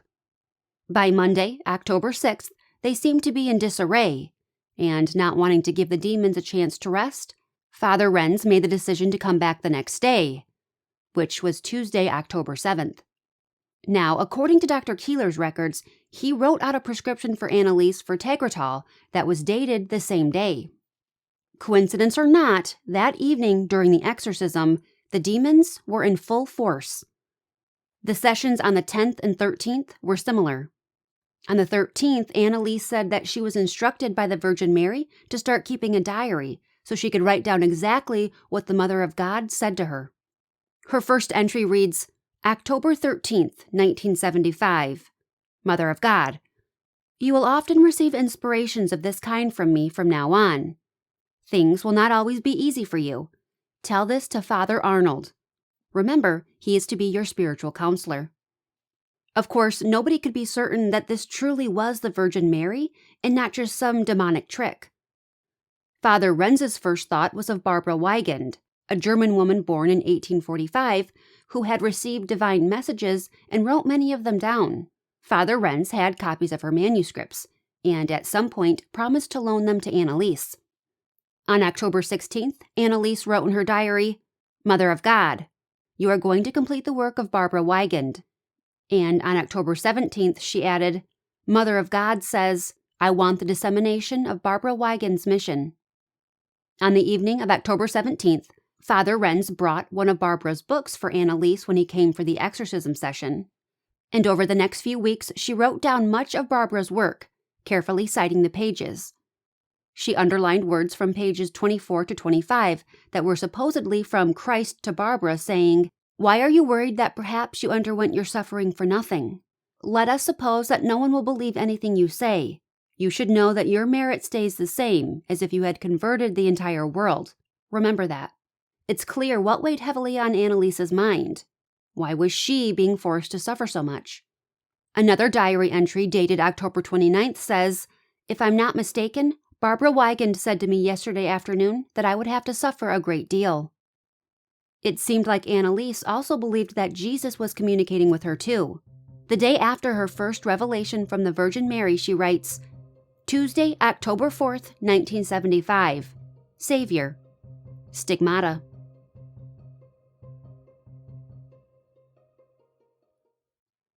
Three days later, during her exorcism session on October 17th, the demons were pretty quiet. Try as he might, Father Renz couldn't get a reaction out of them, something he deemed important in casting them out. And then, rather unexpectedly, one of the demons says that the Virgin Mary commanded him to tell Father Renz to pray in adoration of the 5 sacred wounds of Jesus Christ, being both hands, both feet, and the torso. An undated diary entry revealed that Annaliese believed she would be free from demonic possession sometime in October, saying, "Mother of God tells me once more that I would become entirely free in October." And the demons repeatedly announced this too, stating that they would have to relinquish their hold on Annaliese by the end of the month. During the exorcism session on October 29th, they were ordered by the Virgin Mary to leave on Friday, October 31st. As you can imagine, everyone in the Michel camp was eagerly awaiting the 31st. That morning, Dr. Keeler wrote out a Tegretol prescription to Annaliese, and by the late afternoon, everyone began to arrive for what they hoped would be the last exorcism. Father Renz began the session with a German prayer. He also included the litany of the 5 sacred wounds and asked both the Mother of God and Barbara Weigand for help. After he said a Latin prayer, Annaliese took 2 breaths and then screamed, "We are not leaving." The session that night was more than 4.5 hours long. Father Renz went back and forth commanding the demons out, but they insisted that they were staying put, with the lady's permission, at least until 10 p.m. and not a moment sooner. I believe the lady they were referring to was the Virgin Mary. At 10 o'clock, Father Renz commanded them out. Fleischmann was the first to say, "Hail Mary, full of grace," and leave. Now it was time for the others to go. Hitler was the next to yell out, "Hail Mary, full of grace," followed by Cain. Then it was Nero's and Judas's turn, until only Lucifer remained. Finally, after going back and forth with Father Renz, he too relented at 10:40 p.m. Everyone got up to gather around and comfort Annaliese. Grateful to have cast the demons out, they joined Father Renz in song. But, as they began to sing about the Virgin Mary, Annaliese let out a growl and scream that sounded as if they came from the very depths of hell. A demonic voice said, "I have not gone out yet." And try as he might, Father Renz couldn't get the demon to identify himself, saying that he had been there all along. He just hadn't made his presence known. Father Renz worked until 1:30 in the morning trying to cast it out, but didn't succeed. I can't even imagine the defeat that everybody there felt. Think about all the time and effort devoted to these sessions, thinking that they had finally come to an end. On November 3rd, the Michels and Father Renz gathered for another exorcism. Annaliese seemed well and said that she felt free. Of course, everyone knew she wasn't. None of Father Renz's tactics worked on this demon. He wouldn't divulge any information. Father Renz called it early that night, but remained hopeful that it wouldn't take much longer. On November 4th, The day after the exorcism, Annaliese went back to Würzburg. Exams were approaching and she needed to catch up on her studies. Because Peter had finished his exams, he was no longer living in the dorms. And Annaliese found herself missing him immensely. She did reconnect with some of her old friends, like Maria Burdick. Annaliese found it easier to pray than study. There were days she spent up to 5 hours praying in the New Munster Church. It seemed to be the only time she felt better. She also reconnected with Anna Leipert, Ursula Couzet, and Elizabeth Kleinhens. She also met a new friend named Mechthild. Mechthild would say that she was surprised at how much empathy and insight Annaliese had towards others. 2 days before examinations, Annaliese felt a weight lift off of her, and she was able to cram for her tests. It paid off, and she received a good grade in theology. On November 10th, 1975, Annaliese wrote in her diary, "Savior, you will pass all your tests, but you are going to be called upon to undergo tests of an entirely different kind. I will give you my grace. You will be true unto death." This prophetic note is the last entry of its kind. From that point on, whenever Annaliese wrote in her diary, it was less personal. She no longer dated the entries or specified who the messages came from. From November 3rd to the 8th, the demon residing inside Annaliese seemed to go dormant, until the exorcism session that took place on November 9th. Towards the end of that session, Father Renz was finally able to get the demon to identify himself. It was Judas. And not only that, he claimed that 5 of them had returned. On Tuesday, November 11th, Annaliese traveled to Würzburg to do research for her thesis. She returned home that weekend and had another exorcism session on the 14th. Again, the demon was mostly unresponsive, no longer caring about what Father Renz called him, or if hymns were sang, telling the priest, "You might as well stop praying." But Father Renz wasn't giving up. During their November 21st session, he brought along a photo of Pope Pius X. If his intention was to stir things up, it worked, if only for that night. On December 1st, Dr. Keeler wrote out another prescription for Tegretol. On December 17th, just before Christmas vacation, she had a checkup with Dr. Schleip's office. However, Annaliese wasn't seen by her due to the doctor having to appear in court that morning. With everybody home for the holidays that year, the Michels had a wonderful Christmas, and Annaliese never felt better. The last exorcism of the year was held on December 30th, and it started out much like the others. But Father Renz noticed a shift when the demons began to talk about not being able to leave. You see, Annaliese had been taking communion daily, and the demons couldn't stand it. They wanted out, but said that Jesus wouldn't let them. A statement that caught Father Renz off guard. The first week of January, Annaliese returned to Würzburg to prepare for her political science exam. And this is when Peter said she experienced her first ever public attack. Peter recalled that they had been talking. Everything was normal and Annaliese was calm. The next thing he knew, her face distorted. She began growling and hit him. She quickly told Peter to sprinkle holy water on her.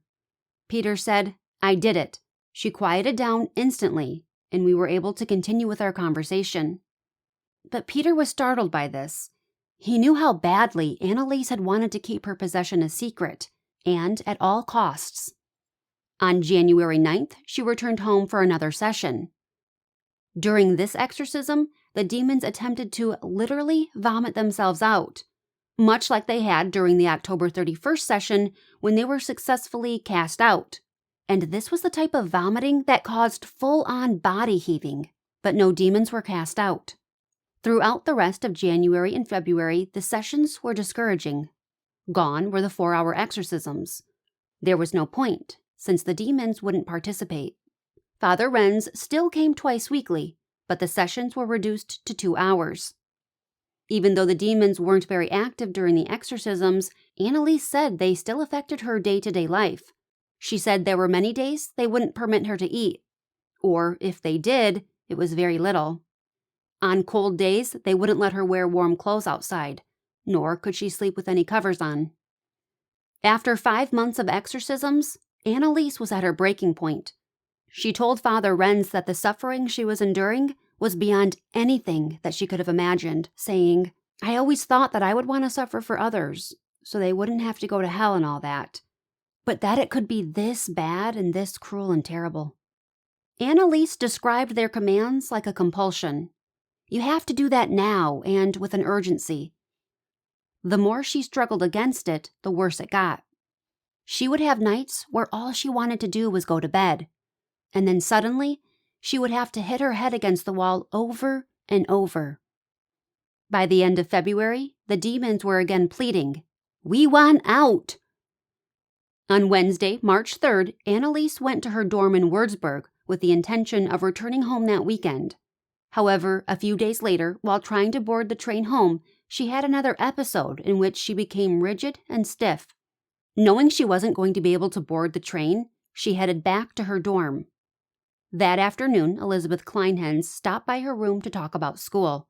She found Annaliese crouching on the floor wearing only her shirt and panties. Not knowing what to do, Elizabeth went to Mechthild's room for help. Initially, they chalked it up to period cramps and put Annaliese in bed. Then they called her parents to ask if they should get a doctor. But when none came, they called Joseph and Anna again. Eventually, the girls gave up, since Annaliese seemed more like herself again. A few hours later, with help from Peter, Annaliese called home. And whatever she said, it made them come to Würzburg. Roswitha, too. Father Renz even came and prayed over her. He said Annaliese was seemingly unconscious, and she didn't react at all to the exorcism. It was decided that Roswitha would stay in Würzburg for a few days to care for her older sister. Elizabeth, Mechthild, and Anna looked in on her too. It was during this time that Annaliese told Roswitha that she was no longer seeing the Fratzen, the horrifying faces. She told Father Alt the same thing. A few days later, Annaliese was feeling well enough to resume her thesis research. And on March 9th, she visited the dormitory doctor, and he renewed her Tegretol prescription for her. Annaliese's appetite had returned in full force, and she found herself eating double portions, telling Peter she had a feeling she needed to, but wasn't sure why. Try as she might, she was still unable to travel home. She even tried taking the bus, but always became stiff and unable to move. Was something trying to prevent her from returning to Klingenberg? It's possible. She did manage to see Thea Hein, who gave a sworn statement to the state attorney about the nature of their visit. According to her, Annaliese wanted Thea to promise that she wouldn't advise her parents or anyone else to call a doctor to see her, and that she should tell Annaliese if anything like that ever came up. It was around that time she told Father Alt that the months of May and June were going to be particularly rough, but that July would bring resolution. Father Alt wondered how she could be so sure of this. On April 13th, the Tuesday of Easter week, things took a drastic turn for the worse. That evening, Annaliese felt compelled to go down to the dorm chapel and kneel on the floor until the next morning. As discomfort set in, she tried getting up, over and over, only to be pulled back to her knees with such a force that her skin cracked open. Afterwards, she tried calling her parents, but couldn't lift the receiver. Knowing that trying times were on the horizon, she went to see Dr. Veth that same day to discuss her thesis with him. He told investigators, "It was my impression that Miss Michel had dedicated herself to her work with a great deal of industry and personal involvement. From her critical statements concerning some of the publications on her topic, I gained the impression that she had a lucid ability to judge the data, and that she was definitely determined to conclude the third part of her thesis as quickly as possible. As far as her psychological and physical condition during that interview were concerned, I saw nothing to worry about." Around 8 in the evening, the Thursday before Easter, Annaliese went to the church across the street to pray. She had barely knelt down to begin praying when she felt an immense force pushing her down into the bench. The struggle was so intense that her clothing was drenched in sweat. She said the veins in her hands were bulging, to the point that she thought they might burst. She would later say that in that moment, she thought she was experiencing the dying agony that Christ endured. She continued praying, all the while feeling the pain of the stigmata. This went on for 4 hours. It was midnight before she was able to return to her room. And once there, she found no comfort. She said something knocked her down, and she spent all night on the floor, unable to sleep and unable to get up. And that's exactly how Mechthild found her in the morning. Helping her friend up, Mechthild told her that she'd see her at noon so they could have lunch together. But when she came back, she found Annaliese praying, and not wanting to disturb her, she quietly slipped out. When she came back 2 hours later, she said Annaliese was still standing in the same exact spot and was completely unresponsive to her questions. At 3 o'clock, Mechthild went to the church for the Good Friday service. About 10 minutes later, she saw Annaliese enter the church. When Mass was over, she asked Annaliese if she wanted to walk back with her. But again, her friend was unresponsive, so Mechthild left. At 6:30, she went back to the church to see if Annaliese was all right. She found her standing in the same position, gripping her prayer book. Her eyes were closed, and, just like before, she was unresponsive. Mechthild became seriously worried and went to get help. That's when she ran into Peter and told him what was going on. When Peter entered the church, he found Annaliese standing in the aisle. She was completely stiff, rigid, and unresponsive to his questions. Then Peter remembered something they talked about last summer, when she told him that during these freezing spells, she still had control over her eyes. They had both agreed that if it should happen again, she would try to signal with her eyes. Peter tested it in the church and saw Annaliese's eyelids move as he talked to her. She could understand what he was saying. Peter told her that since she couldn't move, he would stay there and pray with her. After a short while, Peter said that he heard a loud cracking sound coming from Annaliese's body, almost as if all the tension and rigor had let go at once. Roswitha returned to Würzburg on April 19th to help care for her sister. Because Annaliese was so weak, she had to be spoon-fed and walked to the bathroom. Caring for her would be so much easier if they could just get her home. But whenever Peter and Roswitha tried to get her out of bed and dressed, Annaliese's body became rigid, and her arms contorted into weird positions. Ursula knew Roswitha had been staying in the dorms. She figured Annaliese had the flu or something. So when she stopped by Annaliese's room to wish her a speedy recovery, she was shocked by what she saw. She barely recognized the person laying in bed. "Shouldn't we call Dr. Wolfert?" she asked. But Roswitha assured her that Annaliese had experienced something like this before and that she would recover on her own. When Maria visited Annaliese, she was just as stunned. She saw Roswitha spoon-feeding Annaliese applesauce. Annaliese was flat on her back in bed, eyes closed and unresponsive. It looked as if she wasn't even aware that she was being fed. Maria wanted to know what was going on. But it was like Roswitha didn't have a care in the world, saying, "Nothing really. Annaliese is just a little off her rocker again." Maria approached her friend's bed and said, "Annaliese, you want me to do something? Call somebody? Anything?" But she got no response. When she checked in on Annaliese a few days later, her condition hadn't changed. And by this point, her entire circle of friends were made aware that something was going on. When they urged Roswitha to call a doctor, she was adamant. Annaliese didn't want one. Besides, these attacks always passed on their own. What the girls didn't know, however, was that Annaliese was keeping a big part of her life hidden from them. They had no idea about the weekly exorcisms and the demonic possession. The only person deemed trustworthy enough, from a religious standpoint, to tell was Anna Leipert, and Peter made sure that she knew the Bishop of Würzburg had ordered complete secrecy regarding the matter. It was during the last week in April, when Annaliese began refusing food, that it was clear she wasn't going to be able to finish the third part of her thesis that was due on May 5th, and an extension could only be granted if she had a doctor's note. During the night of April 30th, around 2:30 in the morning, Annaliese went into a screaming fit. In a panic, Roswitha went and got Anna. Now, they had heard Annaliese scream before, but this was different. Worried that the other students in the dorm would begin to investigate, Anna ran to the nearest payphone and called Father Renz, telling him that Annaliese needed an exorcism. When she got back to the dorms, some of the other girls had woken up and were asking questions. They wanted to know if Anna had called a doctor. "I'm going right now," she said. But the truth was, she was actually calling Father Alt in Edelben, and he promised to come first thing in the morning. Peter arrived later that morning, and it was like nothing had happened to Annaliese at all.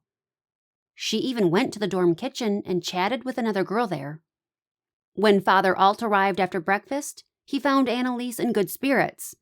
She was sitting on a table, drinking chocolate milk and eating cake. Later, she told him, "You know, if people could have seen me last night, they would have thought I lost my marbles." While on campus, Father Alt spoke to Dr. Veth about Annaliese's situation and told him what was really going on. Because Bishop Stengel was also Dr. Veth's superior, Dr. Veth didn't feel the need to get involved. But he did want to make sure Annaliese was getting medical care. Father Alt believed that it was no longer a good idea for Annaliese to stay in the dorms. They couldn't risk another attack happening. It was decided that she would go with him to Edelben. She could work on her thesis, study for exams, and if something were to happen, Father Alt would be nearby to perform an exorcism. This was a good short-term solution, considering Annaliese believed that this would all be over come July. However, almost as soon as Annaliese arrived at the parish house, she began to have her stiffening episodes. With each day that passed, it seemed like she got worse and worse. She began grunting for hours on end, refused to eat and sleep, and laid on the floor instead of her bed. She started grinding her teeth and screaming for long periods of time. Father Alt asked Roswitha and a local elderly woman to come and care for her. On May 9th, Joseph and Anna came to bring her back home to Klingenberg. The next few weeks were more of the same. She only slept an hour or two each night, would scream for hours on end, and was usually unable to eat. But there were times when she would say, "Quickly, quickly, I can eat," and she would request specific things. She would scrape her face against the wall, punch, and bite herself. During some exorcisms, she would fall to her knees and quickly get up, doing this over and over. According to Father Renz, during one session, she performed hundreds of genuflections in rapid succession. Dr. Veth from Annaliese's college called to let the family know that she had missed her deadline for handing in the third part of her thesis, but an extension could be granted if she could turn in a doctor's note. On May 17th, Joseph called Dr. Keeler to see if he could get a doctor's note. However, Dr. Keeler insisted on seeing Annaliese first, something the Michels didn't want. Ultimately, Father Alt was able to get Dr. Werneck in Edelben to write a note for her, and the thesis deadline was officially extended. On May 20th, Peter and Roswitha approached Annaliese about helping her finish it. Responding almost immediately, she went down to the living room with Peter to get started. 5 hours later, and she had dictated a 4-page outline to him, and showed him where to find the excerpts. The next day, they typed her paper. As soon as it was finished, Annaliese lapsed back into her previous affliction. But there was still one thing missing, her signature, and Annaliese was in no condition to be able to sign it. The family said the rosary for her, and it seemed to work. She signed it, and the thesis was mailed off on May 28th. On Sunday, May 30th, Father Alt came for his usual session, except this time he brought a friend with him, a man by the name of Dr. Richard Roth. Now, Dr. Roth had heard a few of Annaliese's exorcism tapes, and they had had a deep impact on him, so much so that he told Father Alt that for the first time in a long while, he felt prompted to start praying again. So when Father Alt asked him to attend the next exorcism, Dr. Roth couldn't pass up the chance. You see, Father Alt was worried that Annaliese's body could no longer withstand the physical strain that the exorcisms placed on her. But if Dr. Roth were there, he could administer a tranquilizer to calm Annaliese down. The actual reports of this visit are so conflicting that it's hard to determine what really happened. Later, Dr. Roth would claim that he was only interested in viewing Annaliese from a scientific standpoint, and that he didn't go in any capacity to act as a physician. The night Dr. Roth attended the exorcism, Father Alt had come out of the Michel house to greet him. Father Alt said he saw Dr. Roth take a few vials and a syringe out of a black bag and put them in his jacket pocket. Then they walked upstairs to see Annaliese. Peter claimed that upon looking at her, Dr. Roth exclaimed, "My God, she has the stigmata." However, later in court, He couldn't remember having made that statement. Dr. Roth claims he only ever saw Annaliese from the back, and he only stayed for a few minutes. While there, he also wrote out a doctor's note for Annaliese to cover the next 2 weeks and gave it to her father, something Dr. Roth failed to mention to the state attorney. 2 days later, Father Renz wrote to the bishop about this visit, saying, "She has had to suffer outrageously during the past few days, and also her family, who are close to despairing. Annaliese injured herself so seriously that her left cheek is badly swollen, and both of her eyes look as if she had been worked over with a fist, with blue, red, and black discoloration." On June 7th, Annaliese had an especially difficult session. The audio recordings capture her screams that were even more terrifying than usual. Father Alt came to see Annaliese the following day, June 8th, and this would be the last time he would see Annaliese alive. He said she looked very ill, face sunken, cheekbones protruding. Everyone's mantra during this time was, "If only July were here." In Father Alt's June 24th letter to the bishop, he talks about Annaliese's condition, how she had bitten a hole into the wall and chipped her front teeth.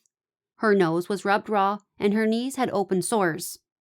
He wrote about how she was seemingly able to scream and speak clearly at the same time, as if 2 different voices were coming out of her.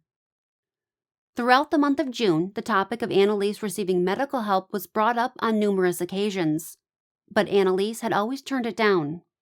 As late as June 30th, Roswitha asked her if she wanted to see a doctor. Annaliese said no. In her eyes, no doctor could help her, for there was no medication to take care of the devil. This was a sickness of the soul. Annaliese also worried about being sent to a mental institute. "I don't belong there," she would say. On June 27th, Annaliese ran a fever. She was given cold compresses to help bring it down. Father Alt suggested that it would be a good idea to see a doctor. But again, Annaliese refused to go. Joseph called Dr. Roth and had him write out a second doctor's note covering the next 2 weeks, as Annaliese had student teaching that she clearly wasn't going to be able to do. On June 30th, another exorcism was performed. When it was over, she asked Anna to stay with her, saying, "Mama, stay with me. I'm afraid." Anna stayed for a while, then went to bed.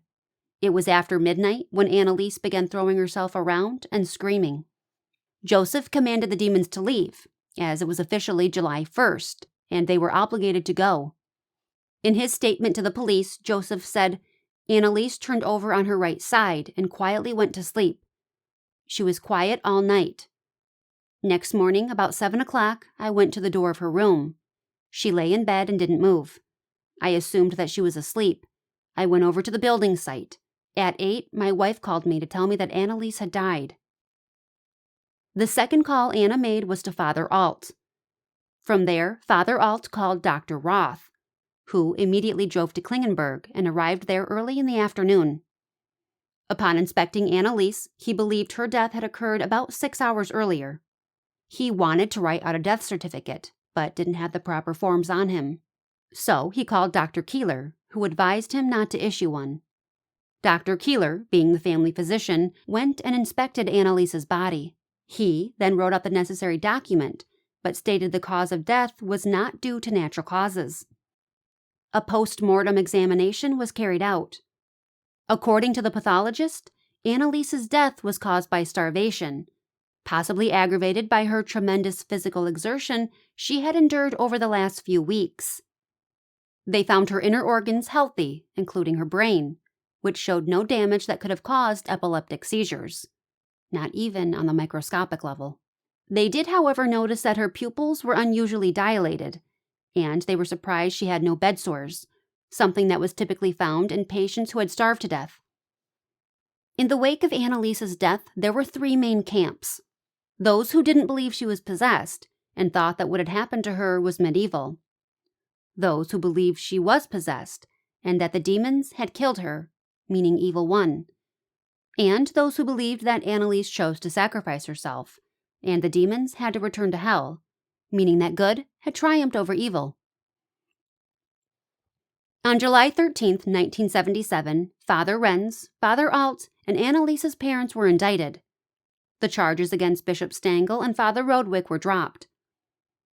Meanwhile, a nun by the name of Sister Dorothea had come forward saying that she was receiving messages from Annaliese, and that Annaliese had wanted to have her body exhumed in time for the trial, which was set to begin in March.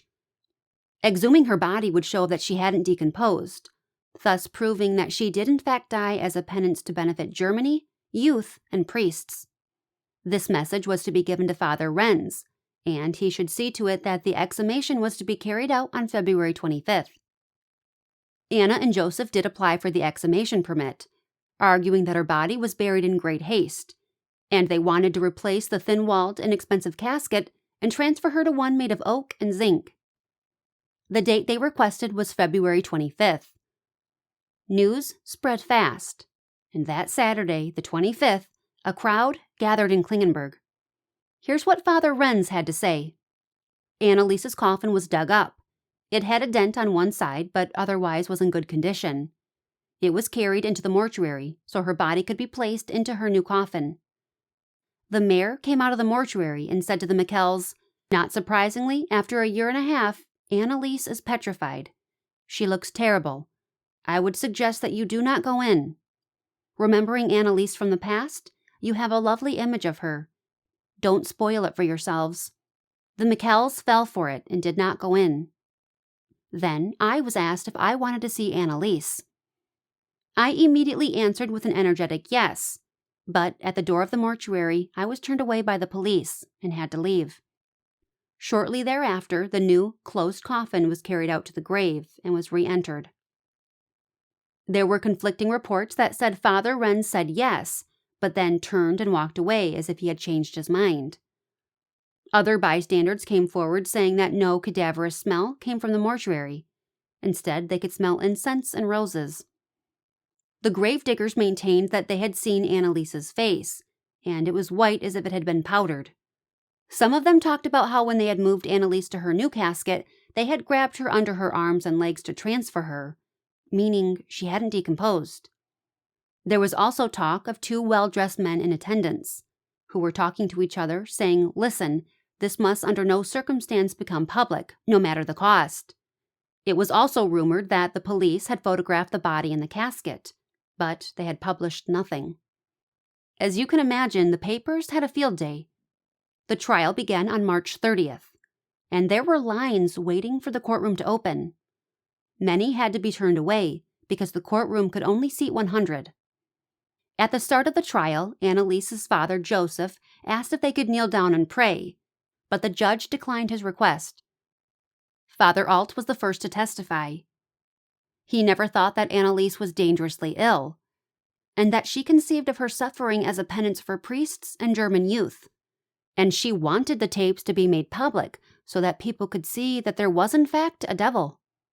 Father Alt and Father Renz both stated that if they thought this was a physical illness and not a possession, they would have been the first to call for medical help.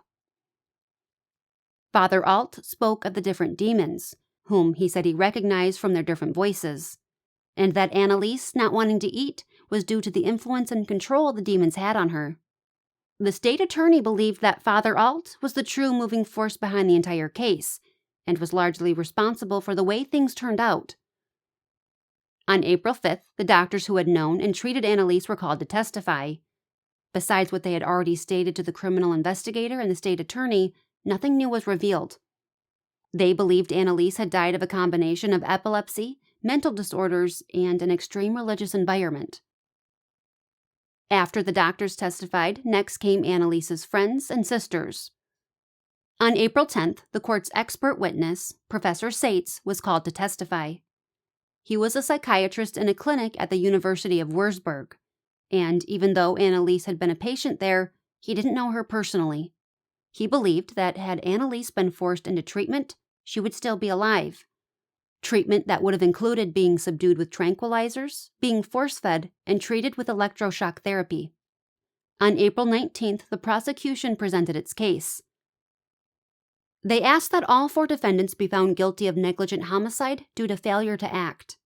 They wanted the priest to be sentenced with fines, but argued that the parents shouldn't be punished, since losing their daughter was punishment enough. The defense argued that the defendants should be acquitted because Annaliese had refused medical help due to her previous experiences. She had placed her life in the hands of God, thinking of her death as a penance, something that was technically her constitutional right. And, technically, there's no evidence that Annaliese lost her capacity to reason as an adult. She was always aware of what was happening. She stated that she wanted to eat, but was physically unable. 2 days later, on April 21st, Judge Bolender published his opinion of the court, that Annaliese had epilepsy that evolved into psychosis. And while yes, she was legally an adult, by May of 1976, she no longer had the capacity to make decisions for herself, and the exorcisms had aggravated her illness. All 4 defendants failed to call a doctor, making them guilty of negligent homicide. The courts argued that had Annaliese been taken to a clinic, she would have survived. The sentence? 6 months in prison, suspended for 3 years, plus paying court fines. Following her death, mediums have continued coming forward with messages about Annaliese, saying that she is very high up in heaven and talks about a coming day of judgment. To this day, her grave still gets visits from those wanting to pay their respects, leave notes for her, pray, and say the rosary with her. Beginning in 1968, at the age of 16, until her death in 1976 at 23, Annaliese had been experiencing terrifying and confusing things in which she and her parents sought medical help for. Over the years, she had been seen by at least 8 different doctors, none of whom seemed to know exactly what was going on with her. It's a very tragic story. I do believe had she gotten medical help, she would have lived. Though I think treating the other aspect of what was going on with her would have been more difficult. Her parents being so strict is often cited as a mitigating factor in this situation, but I'm not necessarily so sure that's the case. As kids, the Michel girls did get to do things. They took dancing lessons, got to go to the sports club, and as they got older, they got more and more freedoms. Her parents wanted her to go to college. They were excited about her becoming a teacher. Yes, they were nervous about her going away, but what parent isn't? And she even lived in the dorms. They had no issues with her dating Peter. This is evident by the fact that he was welcome in the Michel's house, and he even stayed the night there on multiple occasions. Their other daughters were out living their lives and even working in other countries. This isn't a cut and dry case. There are elements of possession and elements of a neurological condition. I think the only thing we can all agree on is that her death was tragic and unfortunate. This is one of those cases that has stuck with me for years, and the photographs and audio recordings are downright bone-chilling and haunting. I know that I've given you a lot to unpack today, but I cannot wait to hear from you on this one. What are your thoughts about Anneliese Michel? Do you believe that she was possessed? Do you believe that she had epilepsy or seizures? Or do you think that she had some kind of underlying mental illness? There were many times throughout my research of this case where I felt like I had it figured out what was really going on with Annaliese. There were many times where I believed that she truly was possessed. And there were times where I thought, yeah, she probably did have epilepsy or was suffering from seizures. But then I would uncover some new piece of information that would take me right back to square one. I will say that listening to the audio tapes of the possession, they just do something to me. It doesn't even matter what time of day I listen to those tapes. I can't even listen to them for more than just a few seconds. There's just something that doesn't feel right about her screams in those audio recordings. I don't know. They're deeply unsettling. I have a hard time listening to them. And I even debated about how many I would put in this video because they're just deeply unsettling to me. It's hard for me to decide what I think was really going on with Annaliese. As somebody who believes in both science and religion, it's hard for me to come to a decision one way or another, but there is just something evil about this case. I don't know, but I can't wait to hear from you guys. I look forward to reading your comments. If you appreciate today's video, give it a thumbs up, and hey, while you're at it, consider subscribing to the channel so you don't miss out on the next investigation.